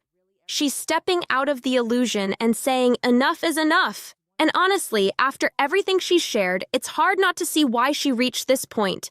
This is where things stand now. The family image they worked so hard to build is cracking right in front of everyone. Secrets are coming out, lines are being drawn, and Tamar is choosing honesty over silence, no matter the cost. Now it's on you. Do you think Tamar was right to speak up, or should some things stay private? Drop your thoughts in the comments. And if you made it this far, hit that like button and subscribe to the JUicyReel channel right now because this story is far from over and more details are definitely coming. She said she thought was right. Pitiful lie, too. And as long as you agree with her, she's fine. And it's the same thing with y'all. If y'all don't agree with her, she is pissed. And it's time for y'all to stop letting your mother run y'all. Steal anything. You don't. You stole men. Who's the man that I stole? Tony's. You slept with them Oh, a few times. Who? What man? You not get the lead. Oh, Dirty, low-down ass bitch. Oh, you're such a liar. Such a liar. Let me know if you're picking up what I'm putting down. So looking at Tina Knowles and her children, and looking at Evelyn Braxton and her girls, it's proof to me that forgiveness or unforgiveness and bitterness can trickle down to your kids. I feel like Tina Knowles is the reason why Solange and Beyonce are able to persevere and press through adversity with grace and poise. I know this is a weird way to put it, but Beyonce and Solange was able to see their parents go through a healthy divorce. So, imagine this for a second. What if Tamar was never the real issue at all, and the person shaking up the whole Braxton legacy has actually been Miss E the entire time? This whole family storyline just keeps getting wilder. And once again, Tamar is standing right in the center of the storm, like she always does. Every time Tamar pops up online for anything, people rush in, ready to drag her like she caused every single problem ever created. They call her chaotic. They say she wants attention, and they swear she never lets go of old drama, like she's just walking around collecting grudges. It gets loud every single time, and folks act like they've already solved the whole situation. But Tamar is not letting anyone throw the blame on her without speaking up. She's been real clear lately, saying she didn't just wake up one day and decide to be this way. According to her, she carries these habits and reactions because of her mother, and she's not scared to say it out loud anymore. Tamar feels like people judge her without understanding what shaped her in the first place, and she's finally peeling back the curtain with some raw honesty. This Braxton family drama is getting intense. Say some things out her mouth that are really cutting. But your daughters are being held emotionally hostage to your ex-wife's bitterness towards you. Mm-hmm. You and her need to get on the same side of the table and free those girls. Because the elephant in the room that nobody will talk about is Evelyn Braxton's attitude. Your mother run your life. How dare he try to tell me how to raise my kids after he have abandoned us? He has some nerve. Y'all have lives to live yourself, and she can't run her life, her home, and your home too. And you know what? Had you been home long enough to help me to raise them, it wouldn't be such a problem. But where were you? I'm there hanging in the street. What did you do doing whatever all day? you were What big did you enough do to all day long? What did you do? What did you do? Well, look at this twist. Because Tamar has been opening up heavy about her mental health lately, and she's been hinting that her mom's old resentment toward people, especially toward their dad, hit her spirit hard growing up. She's been saying that this energy shaped her, and it still follows her into adulthood, which is a big part of why she's still fighting her own battles today. Let's keep it real for a second, because Tamar has shown the world everything. The good, the bad, the messy, and the straight-up confusing. From her relationship chaos with Vince, to the ups and downs with JR, to beefs with her sisters, to Beacon drama, to people from the outside saying Josh'd say he is in trouble. She has walked through every storyline imaginable. And somehow, she still ends up being the clip everyone rewatches and the name everybody brings up. And this year, she pushed it even further. She threw funky DVA into the mix by hinting that something might have happened to her after a night out. Can I ask you something, Miss Evelyn? Do you know what her pain is? Because the only reason a person would behave in this manner. We're not going to throw this behavior word around again. We're not going to do that. She does not have a behavior problem, and that's not fair. First of all, your finger in my face is not going to work for me. But the name calling is not going to work for me. Because I don't appreciate you keep throwing out these names. What about my disrespect? All I have been is disrespectful. I've been called. Wait a minute! Or even worse, implying she might have been involved with some of Tony's men. That rumor alone had the whole internet sitting up straight like, what is going on right now? Back in the early days of Braxton Family Values, people loved this version of Tamar. Her big reactions, her dramatic moments, her bold comebacks. She became the fan favorite fast, and viewers acted like they couldn't get enough of her. Every season she delivered something new, something spicy, something people couldn't stop talking about. But as time kept moving forward, the tone started shifting. Every year, Tamar ends up doing something that has everybody rubbing their forehead, taking a deep breath and saying, "Here we go again!" The audience went from cheering to squinting, from laughing to wondering what exactly is going on behind the scenes. This situation just keeps getting messier. People are honestly stunned right now, and a lot of them are getting tired of what they see as Tamar's non-stop messy behavior. She keeps saying she's on this big healing journey, but plenty of folks feel like things have only gotten more chaotic, with some even saying Tamar really needs deeper support, because watching her unfold online has become draining for them. They say she's the type you gotta love from a distance, because the drama pops up too fast and too often. They swear Tamar never believes she's wrong about anything, and she reacts like the world is coming for her every time someone disagrees with her. People say she doesn't notice how sharp or hurtful she can get in arguments, and it leaves folks stepping back like, wow, did she really say that? Now she's nearly 50, and people point out she has fallouts with basically everyone who gets close to her. They're convinced she's not changing anytime soon, and they're warning her that the public is starting to lose patience. Tamar being dramatic has never been a secret, but people are now saying she should step back before whatever good reputation she still has slips right through her fingers. But like always, Tamar is not letting anybody talk about her without clapping back. In true Tamar style, she's flipping the whole conversation and putting the spotlight on everyone else, especially her mom, Ms. Evelyn. She's saying that some of the ways she reacts, some of the habits she can't shake, all go back to the environment she grew up in. And she's not the only one with emotional scars. Each sister has their own bitterness and resentment tucked away, and it's been sitting there for years. But Tamar is the only one who comes out and speaks about it openly. And now, for the first time ever, she's directly connecting her current behavior to the upbringing she had her whole life, and she's saying it loud for everyone to hear. This family story is getting intense. Tamar grew up watching her mother struggle to let things go, especially when it came to holding grudges. And it hit her hard because all that energy came straight from how Miss Evelyn's marriage ended with Michael Braxton. Even though that breakup happened ages ago, Tamar still remembers the anger floating around that house like it was yesterday.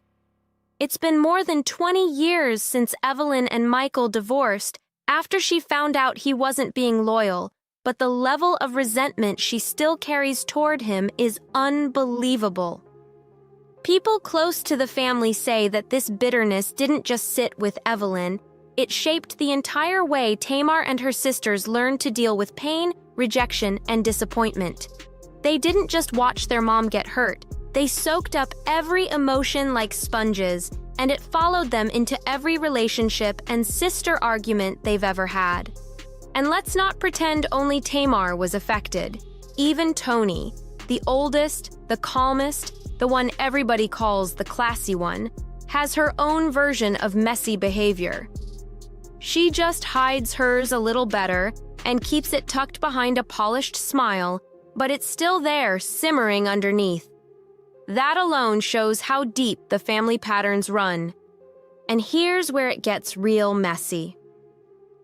During the divorce, Miss Evelyn reportedly became extremely controlling, and she made the kids choose sides like they were in the middle of a battlefield.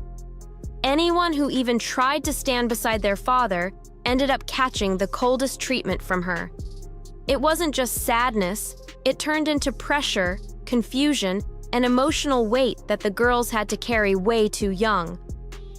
This is the environment Tamar grew up in, and now she's finally saying out loud that it shaped how she moves, reacts, and lashes out today. This family history is serious. This whole situation also explains why Evelyn and Tracy were never fully aligned, because Tracy still wanted to keep a relationship with their father, especially since she lived the closest to him in Maryland. And Miss Evelyn was not happy about that, not even a little bit. People say she held on to that grudge all the way up until Tracy passed away, which adds a heavy layer of sadness to their family history. But Tamar? She was the youngest, and back then, she stood beside her mom in everything. Tamar has said she barely made a move without checking with her mother first. And that's where the real trouble started. It created this deep codependency that followed her well into adulthood, shaping how she responds in relationships and friendships to this day. And the way Tamar explains it, it wasn't just the bitterness or resentment that got passed down. She says her mom loved the sound of her own voice and always believed she was right about everything, no matter the topic. If Tamar had an opinion that didn't match Miss Evelyn's vibe, it got shut down instantly. No debate, no conversation, just a firm no. And Tamar was expected to fall in line.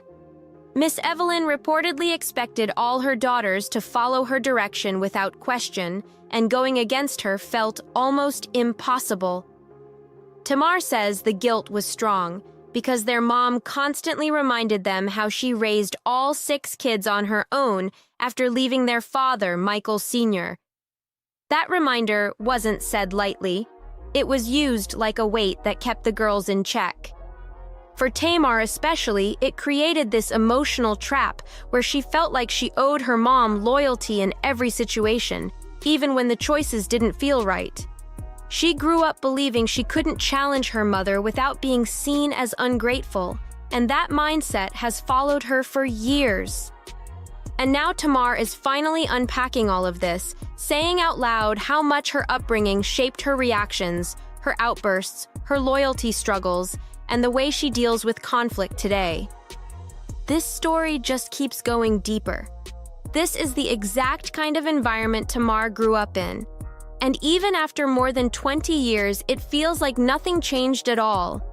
Miss Evelyn still carries a lot of anger, and it spills straight onto her daughters whenever things get tense. Tamar says she's been dealing with that energy her whole life, and now people are starting to see the pattern for themselves. A lot of folks online are actually agreeing with Tamar, saying it's not hard to understand how Evelyn Braxton set the tone for all the disrespect and emotional chaos the girls grew up around. They're pointing out how her behavior shaped Tamar's reactions and played a huge part in how Tamar handles conflict today, whether she realizes it or not.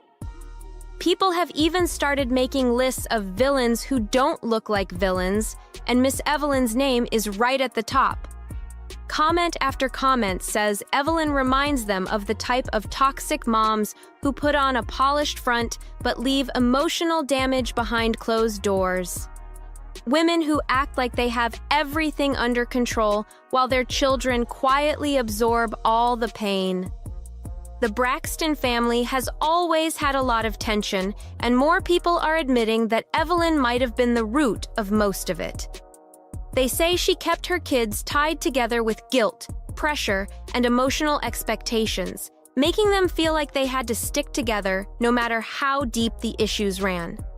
And that kind of setup turns into scars that follow you into adulthood, shaping everything from friendships to relationships to how you argue and how you love. Now, Tamar is putting words to what she's carried since childhood, and the whole situation is exploding in front of everyone. This family story is getting wilder by the minute. Now that all this is spilling out, people are starting to look at the Braxton family in a whole new light, and the conversations online are getting louder by the day. Fans are saying this whole situation finally explains why the sisters move the way they do, why every little disagreement turns into a full meltdown, and why healing has always felt like a never-ending process for them. It's like watching a family trying to grow while still dragging decades of emotional weight behind them. And Tamar isn't holding back anymore. She's speaking up with the kind of honesty people didn't expect, and it's making everyone rethink who's really been stirring the pot all these years. She's pointing straight to the patterns she grew up with: the silence, the pressure, the guilt, the expectations. And she's saying she's done carrying all that without naming where it came from. What's wild is that so many viewers are saying they relate to her now more than ever. They're in the comments talking about how they grew up with moms who never apologized, moms who expected perfection but gave out criticism like it was candy, moms who ran the whole house with guilt and control instead of love and freedom. And suddenly, Tamar's behavior isn't looking like chaos for attention. It's looking like someone trying to break habits she never had a chance to unlearn as a kid. But the twist is this: the more Tamar opens up, the more divided the fans are becoming. Some say she's brave for finally breaking the silence, while others think she's dragging her family for sympathy. It's turning into a whole debate, and people are choosing sides like it's a championship match. This Braxton saga is getting messier by the minute, and Tamar is standing right in the middle of it with a mic in her hand and no fear at all. Now here's where everything gets even messier, because while Tamar is out here opening old wounds and trying to explain her side, people are starting to question why the rest of the sisters are staying so quiet. Fans are side-eyeing the whole family, wondering if they've been protecting an image for years while Tamar took all the heat in public. And honestly, the silence is making everything look even more suspicious. Some folks are saying the sisters don't want to confront the truth because it would force them to admit they've been affected by the same emotional patterns their whole lives. Others think they're staying quiet because they don't want to go against Miss Evelyn even now as grown women. And that just feeds into Tamar's whole point, that the guilt and pressure never really stopped, it just got quieter with age. But what's shaking people the most is the idea that Tamar might have been carrying the family's issues on her back this whole time while being labeled the dramatic one. Fans are saying that maybe she wasn't acting out for attention. Maybe she was the only one who didn't know how to bottle it all up like the others. And now that she's finally talking, everyone else looks uncomfortable because the truth is hitting too close to home. Meanwhile, the internet is spinning with theories. Some say there's way more behind the scenes that the family tried to hide, and Tamar just blew the lid off. Others think Miss Evelyn kept such a tight grip on the family dynamic that nobody ever learned how to express themselves without fear. And people swear you can see those patterns in every interview, every reunion, every argument the public ever saw. And now Tamar is stepping into this whole situation with fire in her voice and no hesitation, calling out what she feels shaped her entire life. It's bold, it's messy, and it's definitely got everyone watching like it's a whole new season of drama unfolding live. At this point, it's clear those sisters don't even vibe with each other like that. and Tamar always ends up being the one blamed because she talks loud, reacts big, and refuses to hide her personality. People treat her like the permanent scapegoat, even when she's not the one who started the mess. And it's wild to watch every time. But now I'm curious, what do you think about all this? Do you feel like the family has been unloading everything onto Tamar for years? Or do you think she plays a part in the chaos too? Drop your thoughts in the comments because this situation is way too layered not to talk about. And listen, if you're rocking with these breakdowns and you want all the behind-the-scenes drama delivered with real talk and no sugarcoating, make sure you hit that like button and subscribe to the JUicyReel channel right now. Trust me, you don't want to miss what's coming next. Tawanda and her husband Sean hopped on live, and the way they were talking about Tamar had everyone watching like, wow.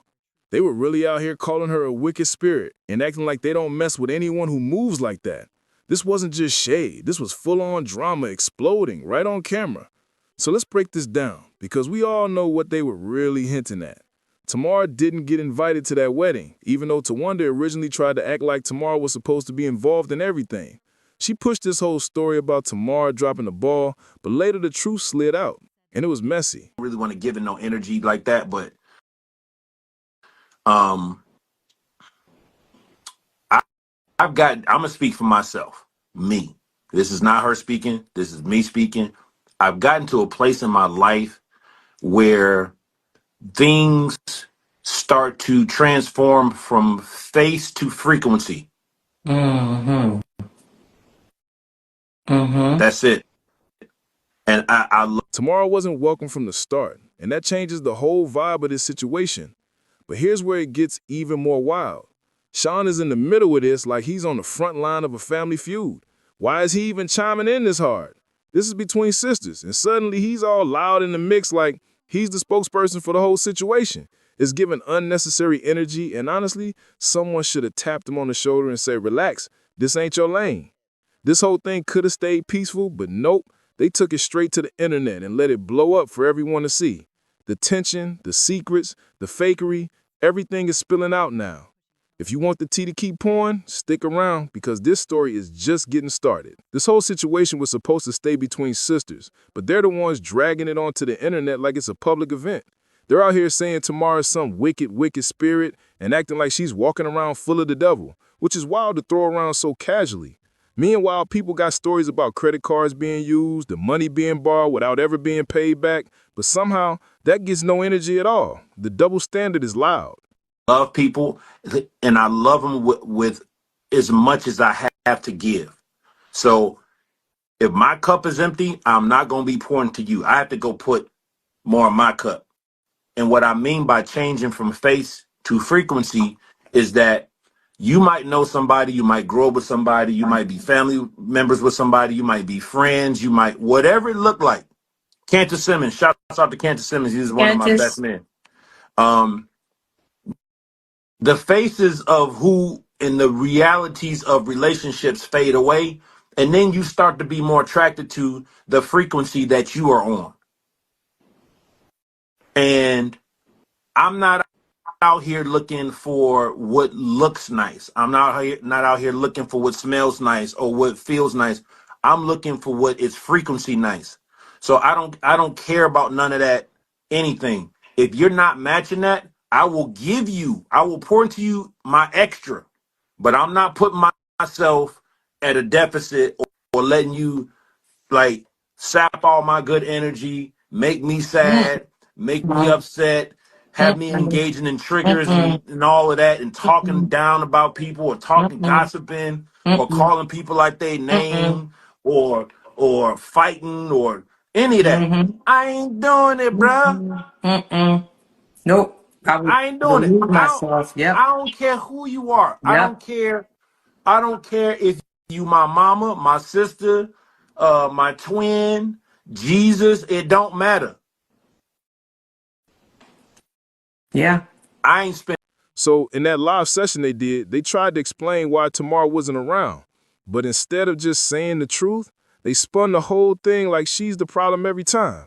They kept pushing this image of Tamar being wicked every way but loose, like they needed the audience to see her as the villain no matter what. It felt more like a performance than a real explanation. And let's be honest, we've all seen how things go down. Every time something blows up, Tamar gets blamed before the situation is even fully understood. They jump straight to pointing fingers, saying her behavior is terrible, saying she's always doing something wrong, acting like she's the source of every issue in the family. It's exhausting to watch. But anyone who watched the show knows the truth. They all like the same way. The drama, the attitudes, the slip-ups. Everyone has their moments. The only real difference is that they team up to gaslight Tamar and make her look like the one causing trouble. It's like they found the easiest target and stuck with it every single time. Tamar's opened up so many times about what she went through with her family, including the abuse she experienced, so it always feels strange when they keep painting her as the main problem. They act like she's the storm bringing chaos, but then you look at Tawanda's history and suddenly the picture changes real quick.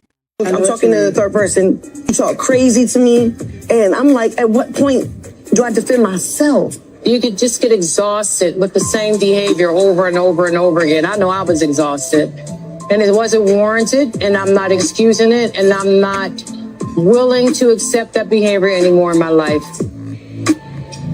Tawanda, you took a girl's credit card and didn't pay her money back, and somehow that never gets treated like an issue at all. How does that behavior get swept under the rug while Tamar gets dragged nonstop? And the wildest part is, people have alleged for years that Tawanda has a habit of taking things, yet the family still circles back to point at Tamar like she's the one causing all the trouble. It's like they're trying to distract everyone by throwing shade in one direction instead of addressing what's actually happening. The whole thing feels off. Then Tawanda has the nerve to say that Tamar is simply exhausting, like she's the one draining everybody around her. I know plenty of exhausting folks, trust me. But one thing I will never do is ask those same exhausting people to lend me $35, $50, $5,000, or anything at all. If someone is so exhausted and full of all these so-called spirits, why are you still going to them for help? That part never makes sense. Because clearly Tamar wasn't too exhausting when it came to her credit card being used. She's not coming to my wedding. She's not coming to the wedding? No. No, are you sure? I'm so positive. What do we think about her behavior? The other day. I think It was unacceptable. entirely unacceptable. I was pretty upset at myself for allowing a situation to affect me that way. I get it. Certain things, even as sisters, I wouldn't necessarily spew out.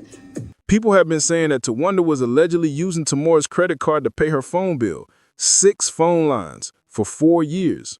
4 years is not an accident, that's a system. And on top of that, Tamar gave her money, and for some reason, that money never made its way back to Tamar.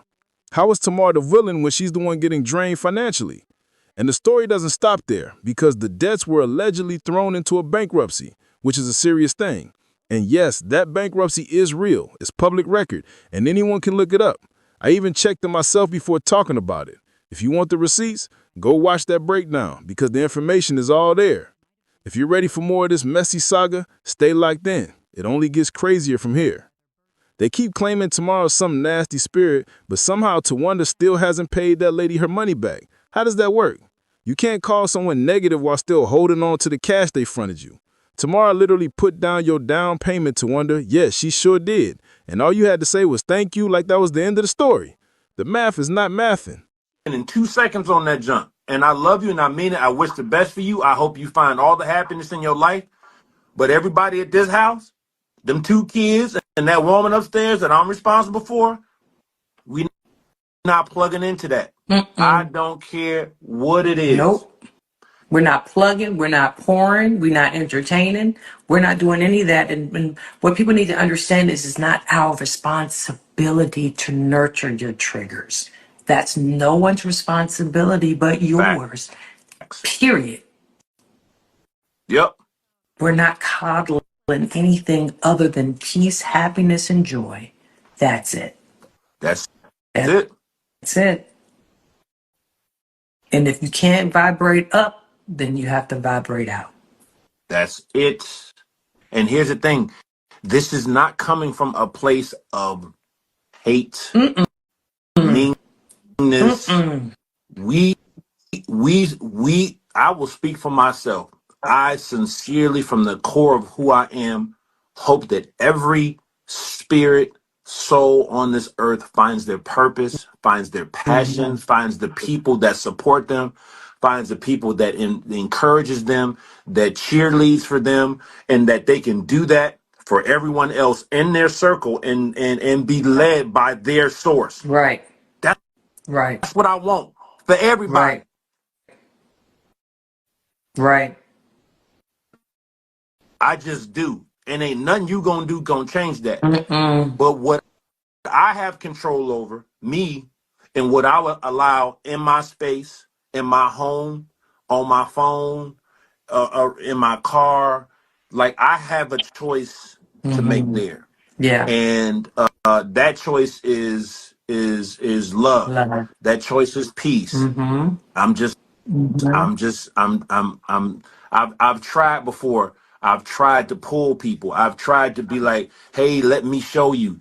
I'm not doing that. And she ain't doing it either. We love you. We rather look towards the hills from whence coming our help. Come on now. Come on, honey. It's Good Friday. I'm here. Honestly, Tawanda is the one who feels exhausting out here because she always comes off like she specializes in using people and sliding out of paying them back. The clip proves it. When everything wrapped, Tamar said, oh, it was a gift. And Tawanda, in that usual sarcastic tone she does so well, made sure Tamar understood exactly what she meant. That whole vibe screamed, yep, you gave it to me and I'm not returning a cent. That type of energy tells on itself. And let's keep it real. Using someone's money to buy a house and cover a down payment, then brushing it off like it was nothing, that's wild behavior.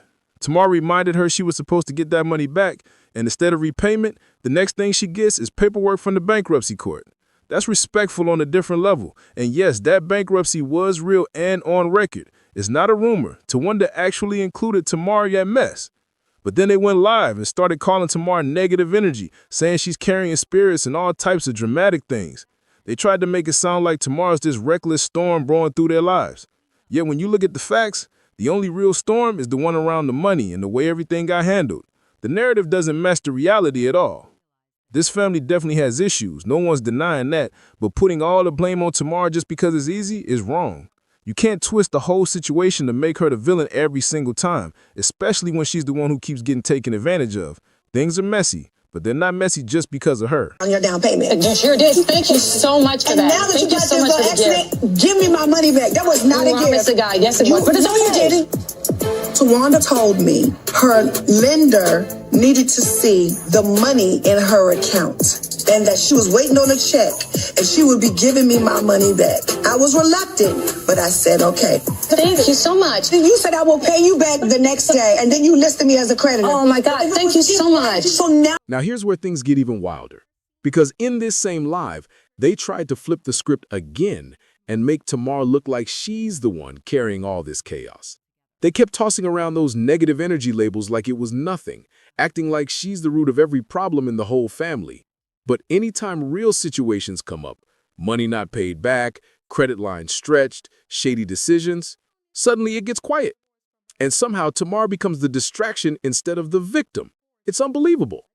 Tawanda keeps talking like she's above all this, but let's be honest, she moves real slick when it comes to anything involving money or responsibility. One minute she's sweet, the next she's sarcastic, and all of it is just her way of dodging accountability. And the wild part is, she makes it seem like Tamar is the unstable one when Tamar is literally just asking for what's hers back. That's not chaos, that's someone trying to stand up for themselves. And remember, this isn't the first time the family has tried to rewrite the storyline. Every time something becomes inconvenient, they suddenly forget details, switch up the tone, or twist things to make Tamar look like the problem. It's like they've made a group decision that she's the easy target, and they keep running with it like it's a family hobby. It's messy, and it's unfair. But the audience isn't blind, people can see the patterns. Every time Tamar brings receipts or shares her truth, the room gets real silent. People start shifting, mumbling, or trying to change the subject. That alone tells you who's really stirring the pot. The loudest ones pointing fingers are usually the ones hiding the biggest secrets, and this whole situation is starting to look exactly like that. And you already know, once the truth starts cracking through the surface, everything the family tried to hide is going to spill out, whether they like it or not. This drama is far from over. What really threw me off in that live is how Sean would not stop talking, like he was the spokesperson of a family he didn't even grow up with. He only knows what Tawanda told him, so jumping in like he's some inside expert made the whole thing feel extra messy. As a husband, he should support his wife, sure, but he didn't need to be loud in a situation he barely understands. Sometimes staying quiet is the smartest move, and he missed that memo. But of course, Sean kept talking like he was leading the conversation, and Tawanda just nodded along like everything he said was the absolute truth. Then she dropped that line about how it's not her responsibility to nurture your triggers, talking about Tamar's triggers like she's above all that. She really said if someone can't vibrate up, then vibrate out, which sounds cute until you remember the actual situation behind the scenes. Because, let's be real, anybody would have an attitude if they helped someone, gave them money, and then that person kept using their credit card without paying it back. So when Tawanda starts throwing around that vibrate up or vibrate out talk, the question becomes, does that apply to her too? Especially with all the stories about the money, the credit cards, and everything that mysteriously never got returned. That part needs some real clarity. And the truth is, you can't just look at one piece of this family drama and think it explains everything. This family has layers on layers of issues.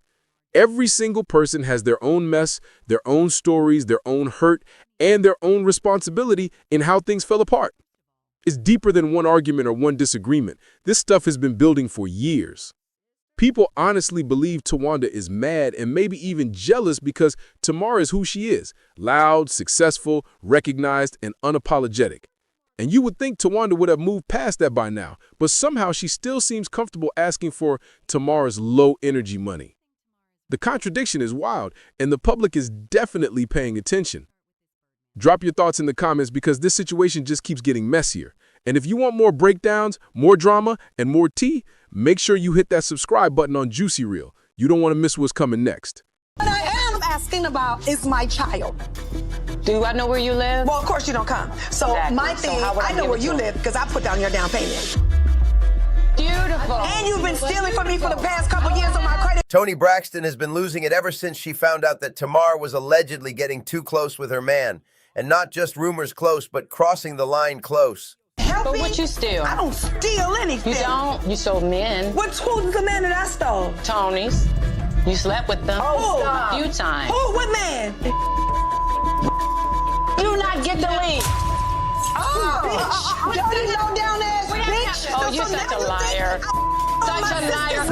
He said he Tawanda. You know that's a lie. I swear to God. That's a lie. Which God are you trying to? Your man for? You think I'm too? Don't you? This whole situation has turned into pure chaos, and fans are saying this might be the moment that finally rips the Braxton family apart for good. Toni's reportedly furious, claiming she'll never forgive Tamar for this one, and honestly, who could blame her? It's one thing to deal with random women acting wild around your man, but your own sister? That's betrayal on a whole other level, and some wounds just don't heal. People who've been around the Braxtons say the tension in that family dinner was thick enough to cut with a knife. Everyone was whispering, and Tawanda, always the one who accidentally spills the tea, dropped the mother of all bombs right in front of everyone. Toni's face froze, Tamar went silent, and you could practically feel the air leave the room. Now fans are wondering if this is really the end of the Braxton sisterhood, or if the sisters are once again pulling a setup. Be sure to like, comment, and subscribe. Framing Tamar as the family scapegoat like they've done before. Either way, this drama's exploding, and nobody's walking away clean this time. Dinner was supposed to be calm, but with the Braxtons, that never happens. Within minutes, voices were raised and Tamar snapped, throwing shade right at Tawanda.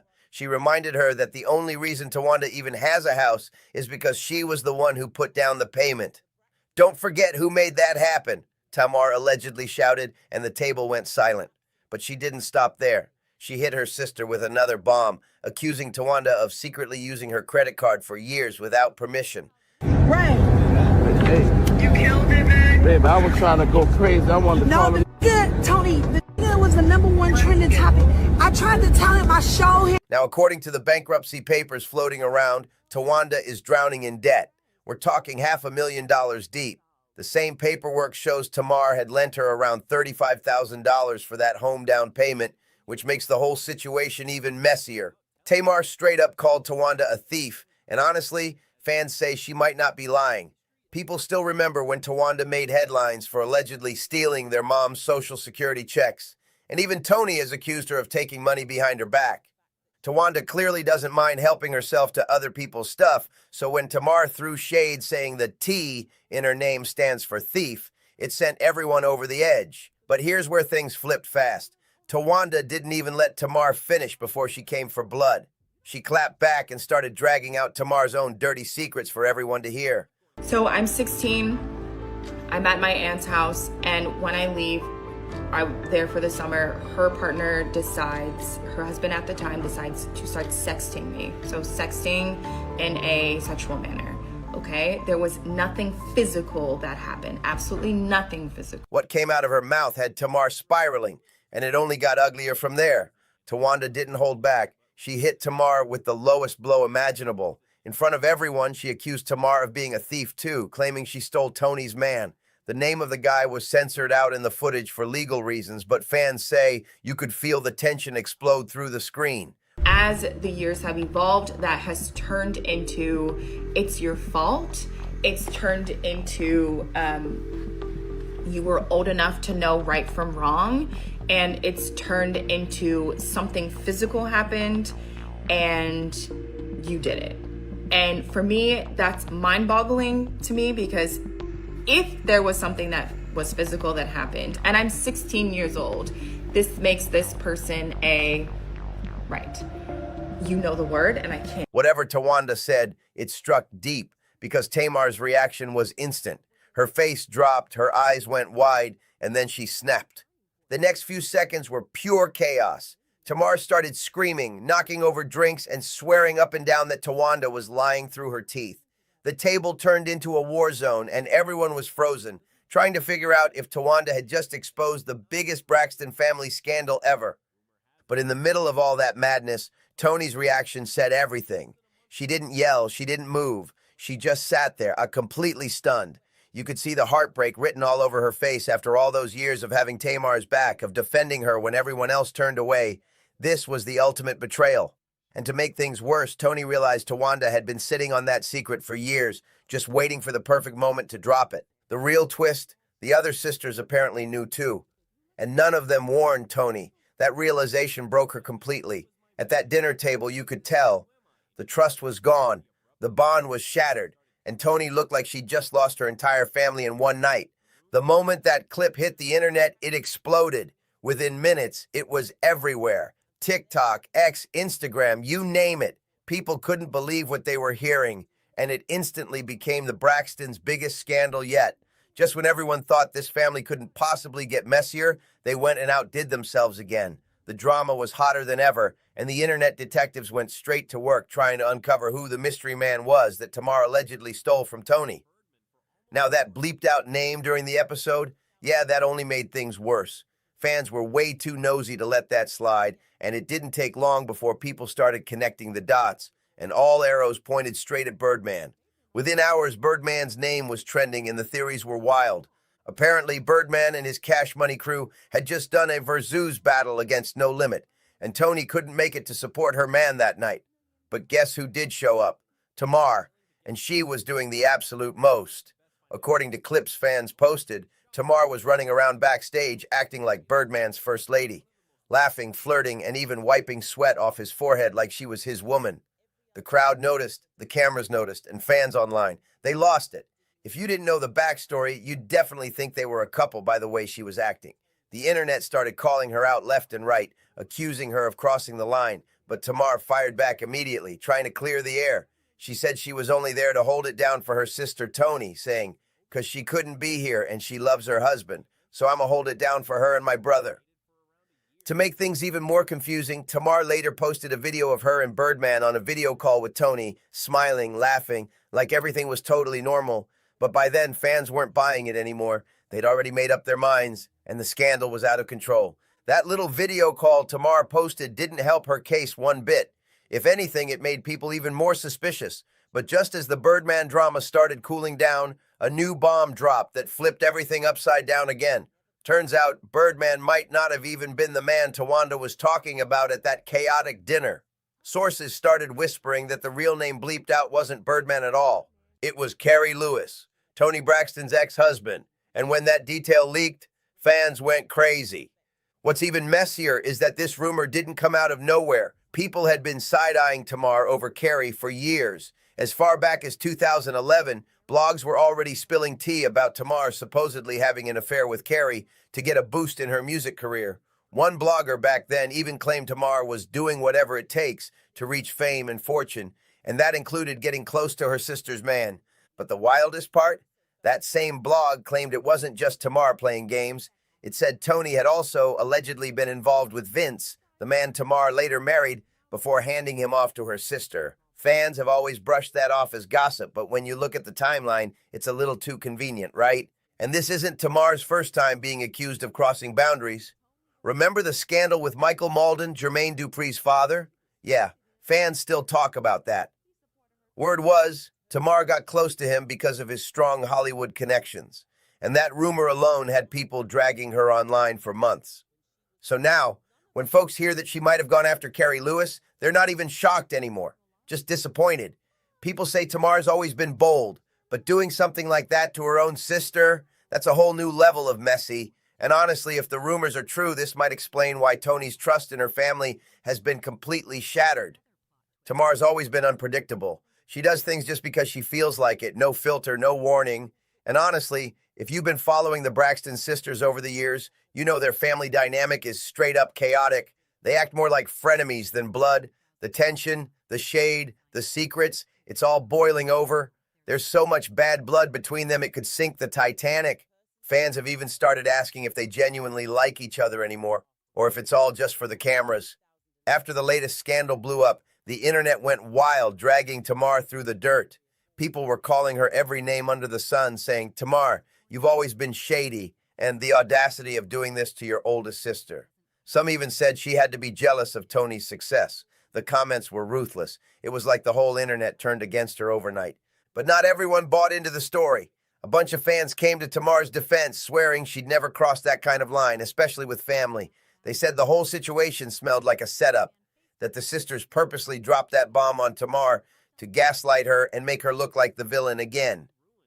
One fan wrote, "I don't believe Tamar slept with Tony's man. I believe Tawanda said that because she was embarrassed that Tamar exposed her." And honestly, that theory started to make a lot of sense. See, Tamar might be dramatic, but she's also the only one who's ever spoken real truth about what goes on behind the scenes. She's blunt, she's emotional, and that scares the rest of them. The sisters don't like how open she is about their private business, especially the darker parts of their past. Remember when Tamar revealed that she'd been hurt by people from both sides of her family when she was younger? That confession shook everyone, and it made the family furious. So maybe this latest betrayal scandal isn't just about jealousy or revenge. Maybe it's about shutting Tamar down once and for all. Yeah, that confession did not sit well with the rest of the Braxton family. Instead of showing support, they turned on Tamar, accusing her of doing too much and airing out family business that should have stayed private. They blamed her for tearing the family apart like she was the reason all their skeletons were coming out. But the truth is, Tamar wasn't even allowed to speak about what happened to her for years. She was silenced as a child, and when she finally found the courage to speak up as an adult, they treated her like she'd committed the worst sin imaginable. But then things took an even darker turn when Tony and Tamar's niece, Ashley Braxton, came forward with her own heartbreaking story. Ashley revealed that her father, Michael Braxton Sr., had been physically violent with her when she was growing up, and it didn't stop there. Their stepmother, who was supposed to protect them, allegedly wasn't any better. Those girls went through years of physical, verbal, and emotional pain that nobody outside the family ever knew about. Sadly, the trauma didn't end quietly. Ashley's sister, Lolo, later lost her life to an overdose, a tragedy that ripped through the family but was never truly addressed. And just when people thought it couldn't get worse, Ashley dropped another bombshell. She revealed that her aunt, Trina Braxton, completely cut her off after discovering that Trina's husband had been sending Ashley inappropriate messages. And here's the most disturbing part. Ashley was only 16 years old at the time.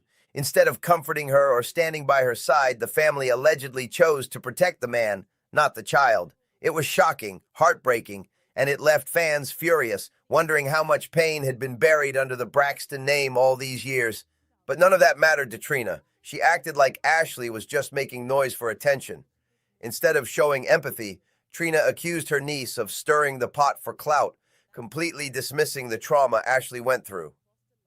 Even now, Trina still defends her ex-husband, Gabe, warning Ashley to stop talking about him since he's not here to defend himself. It's shocking, especially considering the seriousness of what Ashley said happened when she was just a teenager. And Trina wasn't the only one turning her back. Ashley later revealed that even Tawanda cut her off for speaking up about the abuse she experienced. That detail is huge because it sheds light on why Tawanda has such a long-standing grudge against Tamar. While most of the family was busy protecting their image and silencing Ashley, Tamar was the only one who refused to play that game. Tamar had lived through her own silence and wasn't about to let the same thing happen to Ashley. When she learned the truth, she was furious that the rest of the family had hidden the situation from her because they knew she wouldn't keep quiet. They knew Tamar would speak up no matter whose feelings got hurt, and that terrified them. So when she finally found out, Tamar didn't stay silent. She went all in. She invited Ashley onto her podcast to finally tell her side of the story in her own words. That move shook the Braxton family to its core. The rest of the sisters were livid, calling Tamar disloyal for airing family secrets in public. But fans saw it differently. To them, Tamar wasn't stirring drama. She was breaking a cycle of silence that had gone on for way too long. After that podcast episode dropped, all hell broke loose in the Braxton family. The moment Ashley's voice went public, the sisters lost it. Group chats blew up, calls were made, and suddenly Tamar was being treated like the ultimate traitor. Trina reportedly called her disrespectful. Tawanda accused her of chasing clout, and even Tony, usually the calm one, kept her distance for weeks. The family tried to downplay the story, saying Ashley was misguided, and Tamar should have known better than to drag family business online. But at that point, the damage was already done. Social media exploded with people taking sides. Some fans praised Tamar for standing up for Ashley, saying, "Finally, someone in that family is telling the truth." Others, though, accused her of doing it for attention, calling it another Tamar tantrum. But what nobody could deny was that the podcast hit a nerve. It exposed cracks in the Braxton image that could no longer be hidden. Behind the scenes, things got even messier. Tawanda allegedly stopped all contact with Tamar, and insiders claim that family group projects, including Braxton Family Values spin-off talks, were immediately put on ice. Even Ashley started getting hate messages from people calling her a liar and ungrateful, which many fans believe came from fake accounts linked to the Braxtons' inner circle. Through it all, Tamar refused to back down. She went live on Instagram saying she had nothing to apologize for, explaining that she wasn't trying to ruin her family. She was trying to protect it by finally addressing the truth. "I'm not the villain," she said. "I'm just tired of being silent when people are getting hurt." That statement set the internet on fire. It trended for 2 days straight. And while some of her sisters kept pretending everything was fine in interviews, fans could see the tension brewing behind every fake smile. At this point, it's not just sister drama anymore. It's generational pain, buried secrets, and public betrayal colliding in real time. The Braxton family name might never recover from this fallout. And Tamar? She's standing in the middle of it all, refusing to back down. The Braxtons didn't just dislike that podcast, they hated it. Things got so ugly that the family actually sent Tamar and Ashley a cease and desist letter, demanding they stop talking about everything immediately. But here's the messed up part. Tamar didn't even hear about it through her sisters. Nope, she found out when a stranger served her the papers. Imagine that. Being legally silenced by your own family and not even getting a warning first. That betrayal hit hard, and it showed just how deep the cracks in the Braxton bond really go. At this point, the pattern is crystal clear. Every time Tamar tries to speak her truth, her own family tries to shut her down. They humiliate her, silence her, and then paint her as the problem. And fans are finally starting to notice. People online are torn. Some believe Tamar might have crossed the line with Tony's man, but others are convinced this whole situation is just payback for her daring to expose what really happens behind the Braxton brand. So what do you think? Did Tamar actually betray her sister, or is she the one being betrayed for finally speaking up? Drop your thoughts in the comments. This story's far from over. And if you love digging into the truth behind the headlines, don't forget to subscribe to JUicyReel for even more wild celebrity drama coming your way. Okay, so I want to tell a story today. And that story is about how one of my aunts in my family do not talk to me because they think that I, at the age of 16, did something with her partner at the time. And I have been a nervous wreck to talk about something like this and to tell this story. Because my family. Tamar just cracked this whole situation wide open, and the Braxton circle is straight up rattling right now. She basically dragged Tony into the spotlight for trying to silence her, and the way she exposed it had everyone stunned. Tamar said Tony sent her a cease and desist the second she stood beside their niece, Ashley, who was speaking on some serious concerns about one of the sisters' husbands. And Tamar wasn't folding for anybody. Because I don't want people, it's not to hurt people to tell my story, but at the same time, I've been working through this so much in therapy, and this is something that goes way deep to my core in terms of worthiness and how I feel about myself. And it's been such a journey. Once Tamar refused to quiet down, people behind the scenes started whispering that Tony allegedly pushed things even further, like she was trying to remove Tamar from the whole Braxton setup entirely, like she could just pretend Tamar wasn't even part of the family machine anymore.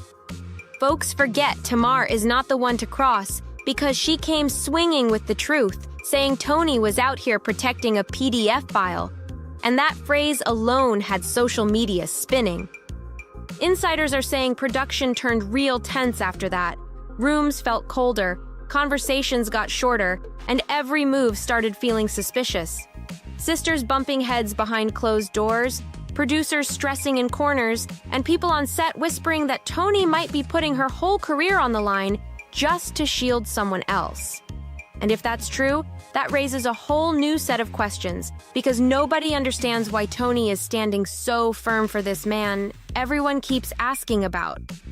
Fans have been screaming for years that this whole situation needed to be addressed out loud, not hidden behind edited scenes and rehearsed smiles. And now that Tamar put everything out there with this kind of force, people are sitting back wondering what Tony is really trying to protect, and why she's willing to push her own sister away over it. Tamar lit a fuse that could flip the whole family storyline upside down, and she's sitting there watching every second explode with full intention behind it. One thing about Tamar, she refuses to be treated like she's invisible, and she made that loud and clear on camera with no hesitation. That's exactly why she stepped straight to Tony at that dinner table, even though everybody else thought it was supposed to be a chill family moment. While the rest of them were sipping drinks and trying to keep the vibe soft, Tamar pulled up with a whole different mission because she wanted the truth out, no matter how wild things got. She looked Tony right in the face and accused her of trying to block her moves, explaining that she planned to bring Ashley onto their podcast so Ashley could share her side and talk about the concerns she had involving one of the Braxton husbands. And according to Tamar, the second, not the minute, the second, she even mentioned bringing Ashley onto the show, Tony hit her with that cease and desist so fast she didn't even get a chance to test the microphone, let alone record a clip. Tamar said it felt like she was being shut down before she could even breathe, and that's what made her start questioning what Tony was working overtime to hide. People online heard the audio and immediately started debating like it was a courtroom, especially since a few viewers tried to say the sisters were just protecting the family. But when Trina and Tawanda stepped into the situation with that energy they brought, it made the whole thing feel way deeper than simple family loyalty. It felt like something had been brewing long before cameras even started rolling. Now fans are sitting here divided, wondering why Tony is this committed to keeping Ashley from speaking on what she experienced, especially when Ashley wasn't trying to attack anybody. She was just trying to explain what she went through. The conversation online is completely split, and people are choosing sides like it's a championship game. Some people think Toni is just being extra because she and Tamar have had tension simmering for years, while others believe Toni knows exactly who Ashley was talking about and is trying hard to shield that man from the spotlight.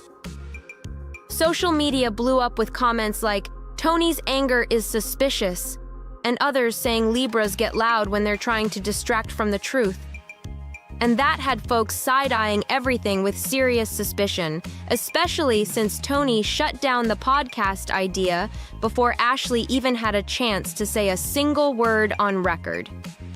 This whole situation is spinning out fast, and the wildest part is Ashley's story isn't even new inside that family circle. The way Toni reacted so strong and so quick had fans convinced she already knew exactly who Ashley was pointing at. And just to keep it clear, Ashley isn't some distant relative. She's the daughter of their older brother, Michael Braxton Jr., so these ties are tight, and the concerns she brought forward were aimed at the partner of one of her aunts. The name being whispered, allegedly Trina. And that's where everything gets even more tangled. There's a whole lot of chatter saying Trina is not happy that her name and her ex-husband, Gabe Solis, keep getting dragged into this storm over and over again. She's reportedly annoyed that old family tension is being pushed right back into the spotlight at a moment when she wasn't even thinking about that chapter anymore. Now that Ashley's story is popping up again and people online are rediscussing everything with fresh eyes, the whole Braxton circle is getting pulled into the same whirlwind. And instead of calming down, the situation is getting heavier and louder with every new detail that surfaces. Ashley once shared that years back, her father and stepmother came across some messages that instantly made them uncomfortable. Messages involving her and her aunt's partner. She said that at first, her aunt was fully supportive, clearly upset that anything uncomfortable had even happened, and she showed real empathy, making sure Ashley felt safe during a confusing and stressful moment. Ashley described it in her own words, saying, "My aunt was there for me. She was very kind, very nice, and was like, 'I'm sorry this happened to you.' She was very kind and it just felt safe." That early comfort made Ashley feel understood, like someone in the family actually saw what she was going through and cared enough to stand by her in it. But as time went on, Ashley started noticing the whole energy around the situation slowly shifting. The compassion she had received in the beginning was fading away, and according to Ashley, it felt like people were suddenly trying to twist the situation back onto her.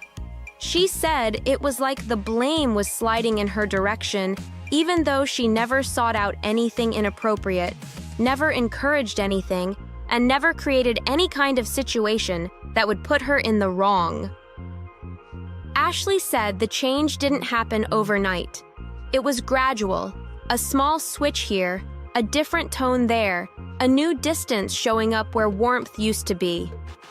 And then the shift went from subtle to cold, because she claimed her aunt eventually stopped talking to her completely.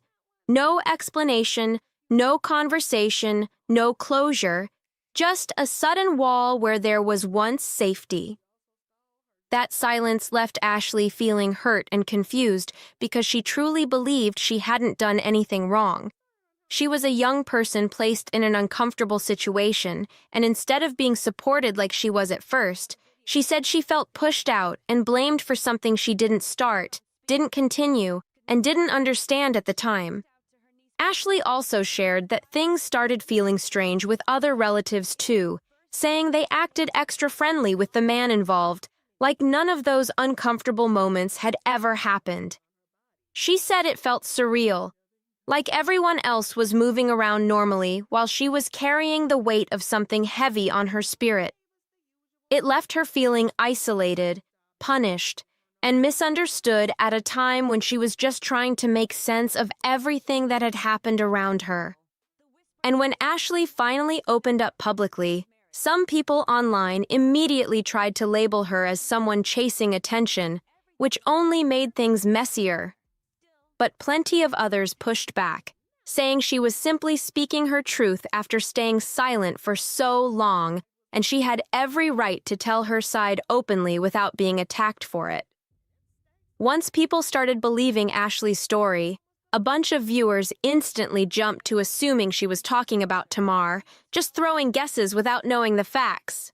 But Tamar shut that rumor down instantly, with zero hesitation. She let everybody know she was not the aunt in question, and she wasn't letting her name get tied to something she had nothing to do with. Tamar made it clear she actually wanted Ashley on the show because she genuinely cared about her well-being and wanted her to speak her truth safely. Tamar even mentioned she supported Ashley when she shared that she was going to therapy to work through everything she had been dealing with, and people respected that honesty. Once Tamar cleared her name cleanly, fans went right back into detective mode, connecting dots on their own, trying to figure out which Braxton sister Ashley was referring to. And even though nobody in the family officially confirmed anything, online watchers were convinced the situation pointed toward Trina and her ex-husband, Gabe Solis. The comments turned into threads, the threads turned into theories, and the theories turned into full-blown debates as people tried to piece together a timeline.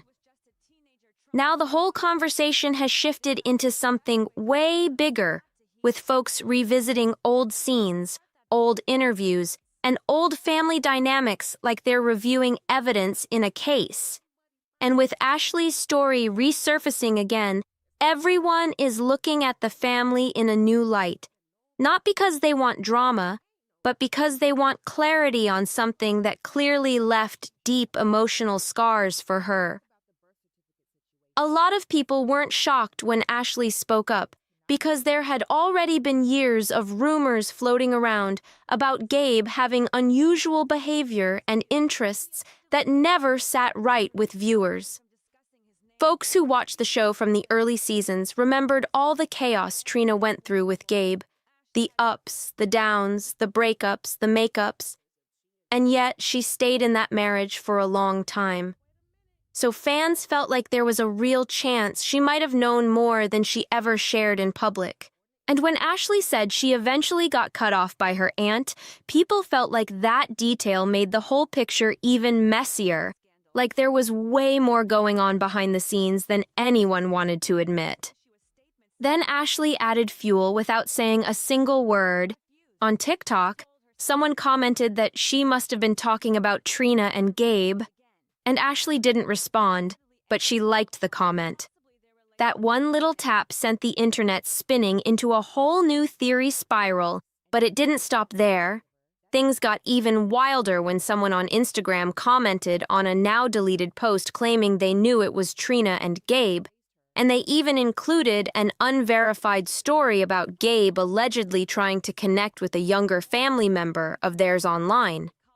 We cannot confirm any of these claims, and they remain strictly allegations tossed around by random users online. But the internet doesn't wait for confirmation anymore. People still ran with it like the information had been stamped and approved, and before long, the entire situation exploded across timelines. Every little detail fans thought they pieced together just made the conversation louder, more chaotic, and way more intense. Folks started digging into old clips, old interviews, old comments from years ago, trying to find anything that matched what Ashley had said. Then, there was that person who claimed they were at an airport when something went down between Gabe and someone else. They said they even tried messaging Ashley to warn her about what Gabe was supposedly doing, but claimed they got blocked before they could share anything. That story wasn't verified either, but it didn't matter. It spread like wildfire because people were already in detective mode. By this point, the situation was no longer just drama. It had turned into a full-blown internet investigation, with everyone trying to tie together bits and pieces of hearsay, old family tension, and Ashley's new statements. And every time someone added something new, the entire conversation got even louder. Gabe has passed away now, and the spotlight has shifted hard onto Trina because people online keep saying she knew exactly what type of behavior he showed during their marriage and stayed anyway. Even with all the cheating rumors that followed him for years, folks in the streets have been whispering that she ignored a lot of his actions and brushed off things she didn't want to deal with, choosing to point fingers elsewhere instead of holding him accountable. Back in the day, gossip blogs would drop little hints claiming Gabe was involved with different people and had some unusual habits behind the scenes, though none of that was ever officially confirmed. But either way, those stories didn't stop Trina from standing by him throughout that relationship, and that decision is exactly why the internet is pressing her today. At first, Tamar was trying to bring Ashley onto the show so she could speak for herself and explain what she experienced, but allegedly Trina wasn't having any of that. Reports say she even threatened to stop filming completely if Ashley appeared, saying it wasn't Ashley's place to discuss it publicly. So Tamar switched gears and tried to bring Ashley onto her podcast instead. But right when she made that move, Tony stepped in again and blocked it before it could even happen. What really shocked fans was hearing that Trina supposedly had no idea Tony sent that cease and desist. And that raised a whole new question for viewers. Was Tony doing all this to protect Trina, or was she trying to protect herself from the fallout? The second that rumor hit the timeline, people started breaking down every moment. Tony acted quiet or distant, trying to figure out her motive. Whispers from people close to the situation claim Tony allegedly knew about some of the issues Ashley talked about, and instead of stepping in back then or smoothing things over, she stayed silent and let the situation hang in the air. And that silence is exactly what fans are dissecting right now because they feel like Tony's reactions today are way too strong for someone who had nothing to hide. A lot of viewers believe Tony moved with urgency because she didn't want certain conversations resurfacing, especially ones connected to that old family tension that everybody thought was buried. And now the internet is asking whether Tony went into full protection mode out of loyalty to Trina, or whether she was worried that Ashley's story would open the door to questions she didn't want to answer. Every time someone online tries to break it down, the situation gets louder because people can't wrap their heads around why Tony would take such a big risk just to shut Ashley out. That claim alone has the whole fan base looking sideways and wondering what else really went down behind closed doors. People close to the situation say Tony looked the other way back then, which means she might be protecting herself now more than anybody else.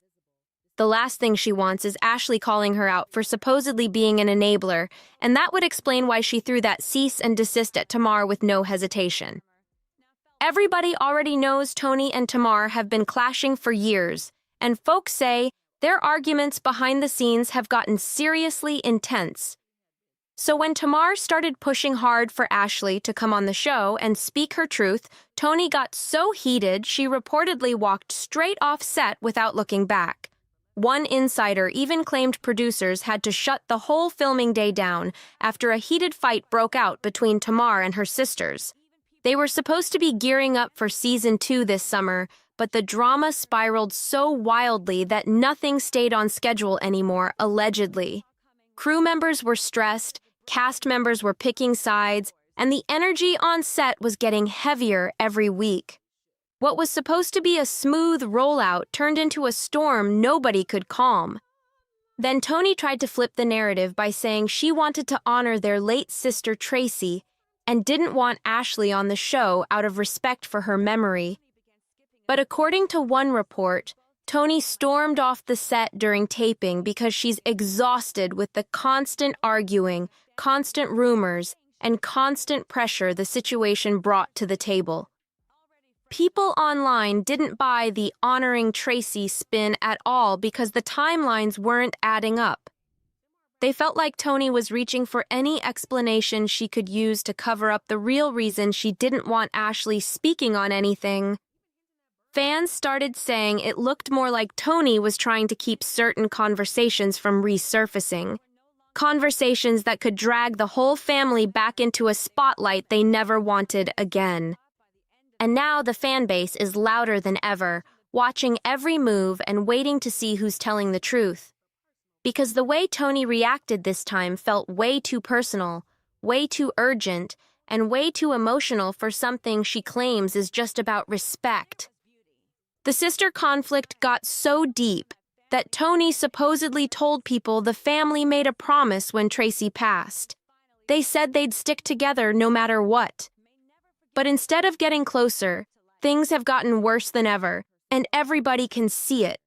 It got so messy that not a single sister showed up to the premiere of Tamar and their mother Evelyn's cookie show, and fans took that as a loud message all by itself. They kept their distance like it was some kind of silent punishment toward Tamar, making it clear the family bond is cracking right in front of everybody's eyes.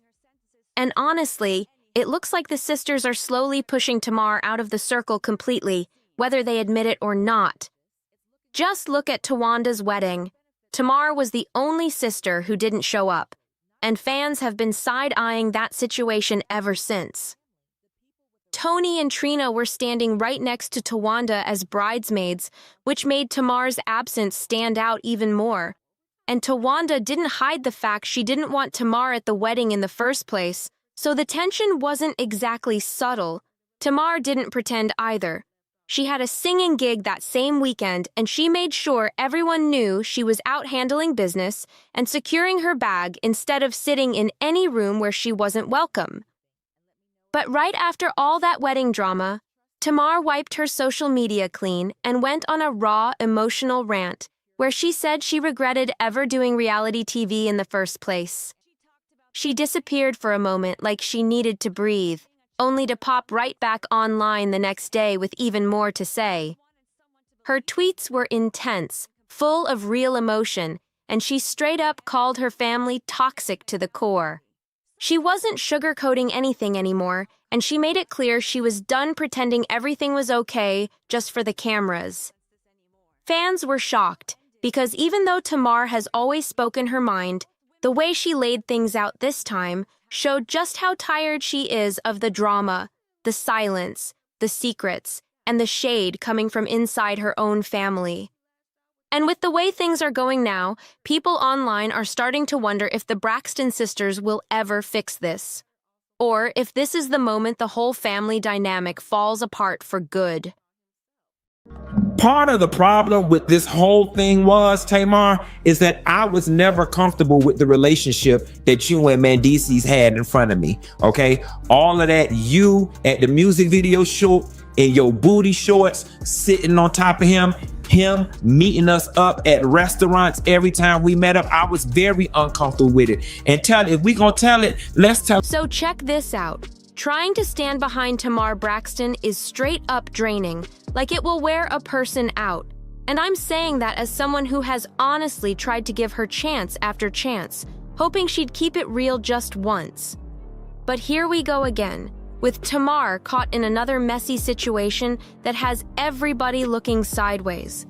And this time, the chaos is on a whole different level, way more twisted than anybody expected. I want him to tell his own story. You know, I don't really like telling people's story. You should ask my nieces. Let me paint the picture for you, because this story has layers on top of layers, and each one is wilder than the last. We gotta peel this whole thing back step by step because the mess did not start small. It exploded from the jump. It all kicked off when Tamar Braxton and Funky Deneva started tearing into each other online. And when I say they were going at it, I mean full-blown digital showdown. Shady comments flying, slick captions popping up, cryptic messages dropping out of nowhere, the whole dramatic package. Every hour, it felt like somebody was throwing another jab. Meanwhile, fans were sitting there confused like, hold up, what is even going on? Who's telling the truth here? because both of them were dropping totally different stories, and the situation turned into a big puzzle with missing pieces everywhere. But then Tamar pushed everything into overdrive. Out of nowhere, she claimed, not hinted, not suggested, she claimed that she almost lost her life. Yes, she said that loud and clear. It shocked everybody because the energy went from petty drama to something way more serious in seconds. She came out saying she needed surgery, talking like something major and frightening went down, and then she started dropping these heavy hints, real heavy, suggesting Funky DeNeva had something to do with her situation. She didn't say his name straight up, but the way she was talking, everyone knew exactly who she was pointing at without her spelling it out. Meanwhile, Funky shut that down instantly. He jumped online like, "I don't know what you're talking about. I had nothing to do with anything that happened to you." He made it clear he wasn't playing and even warned her, straight up warned her, to stop putting his name anywhere near that story. But did Tamar chill for even 1 second? Not at all. She kept running with it, kept pushing the narrative, kept stirring the pot like it was helping her brand. She kept throwing subliminals, kept stretching the drama out, kept doubling down like she was hoping the attention would blow up even bigger. And honestly, it was getting out of hand real fast. So Funky finally said, "All right then, if this is the game you want, let me show you something." And when he said he had receipts, he was not lying. He had real details ready to spill. And the moment he started talking, everything flipped because what he dropped involved Menace. Yes, Yee's husband. The second that name entered the chat, the whole situation went from regular messy to straight catastrophic. This wasn't just a little online back and forth anymore. This was a full-blown scandal shaking the room. So let's back up for a second and talk about what Tamar originally claimed went down, because the way she described it had everybody's jaw on the floor. She said she woke up in a pool of blood, missing teeth, with zero memory of how it happened. None at all. She said she didn't know who did it, didn't know what led to it, didn't remember anything, just that she came to bloody, hurting, and confused. Now here's where things got messy real fast. Funky DeNeva had been hanging out with her the night before this all happened. So the internet did what the internet does and immediately jumped to conclusions. Fans were pointing straight at him like, it had to be him. The comments were brutal. And let me tell you, the dragging was intense. Folks were calling him every name imaginable. Woman hater, terrible friend, dangerous, and all kinds of accusations with no proof at all. People were painting him as the villain before he even had a chance to say a word. And the whole time, Funky was sitting there like, I didn't do anything. I don't even know what happened to her. He even reached out to Tamar privately, asking her to clear his name, to speak up and tell people he wasn't involved. He wasn't begging. He just wanted the truth out there because the internet had turned him into some kind of monster overnight. But did Tamar defend him? Did she say even one simple sentence to stop the chaos? Not at all. She stayed dead silent while the narrative spun out of control. And why? Because the spotlight was all over her, and she wasn't letting that go. She wanted the curiosity, the attention, the sympathy, all of it. And if Funky had to take the hit for something he didn't do, she let it happen. Meanwhile, Funky kept repeating over and over that he knew nothing about what happened to her, standing firm on his innocence while the internet kept wilding out. He was not involved, not even close. But here's the wild part. Tamar acted like Funky was just some speed bump on her road to grabbing more attention. She kept tossing shade his way, kept dropping vague little comments, kept confirming that yes, something serious did happen to her, and yes, she did need surgery. But she still refused to clear Funky's name. She let him sit there taking hit after hit online while she stayed quiet like it wasn't her problem. Meanwhile, Funky was getting tired. real tired. He told her more than once to stop playing with his reputation. He warned her straight up, "If you keep pushing this, I'm going to expose you. I'm going to tell everybody what really happened." He gave her chance after chance to stop the nonsense. But Tamar didn't take him seriously.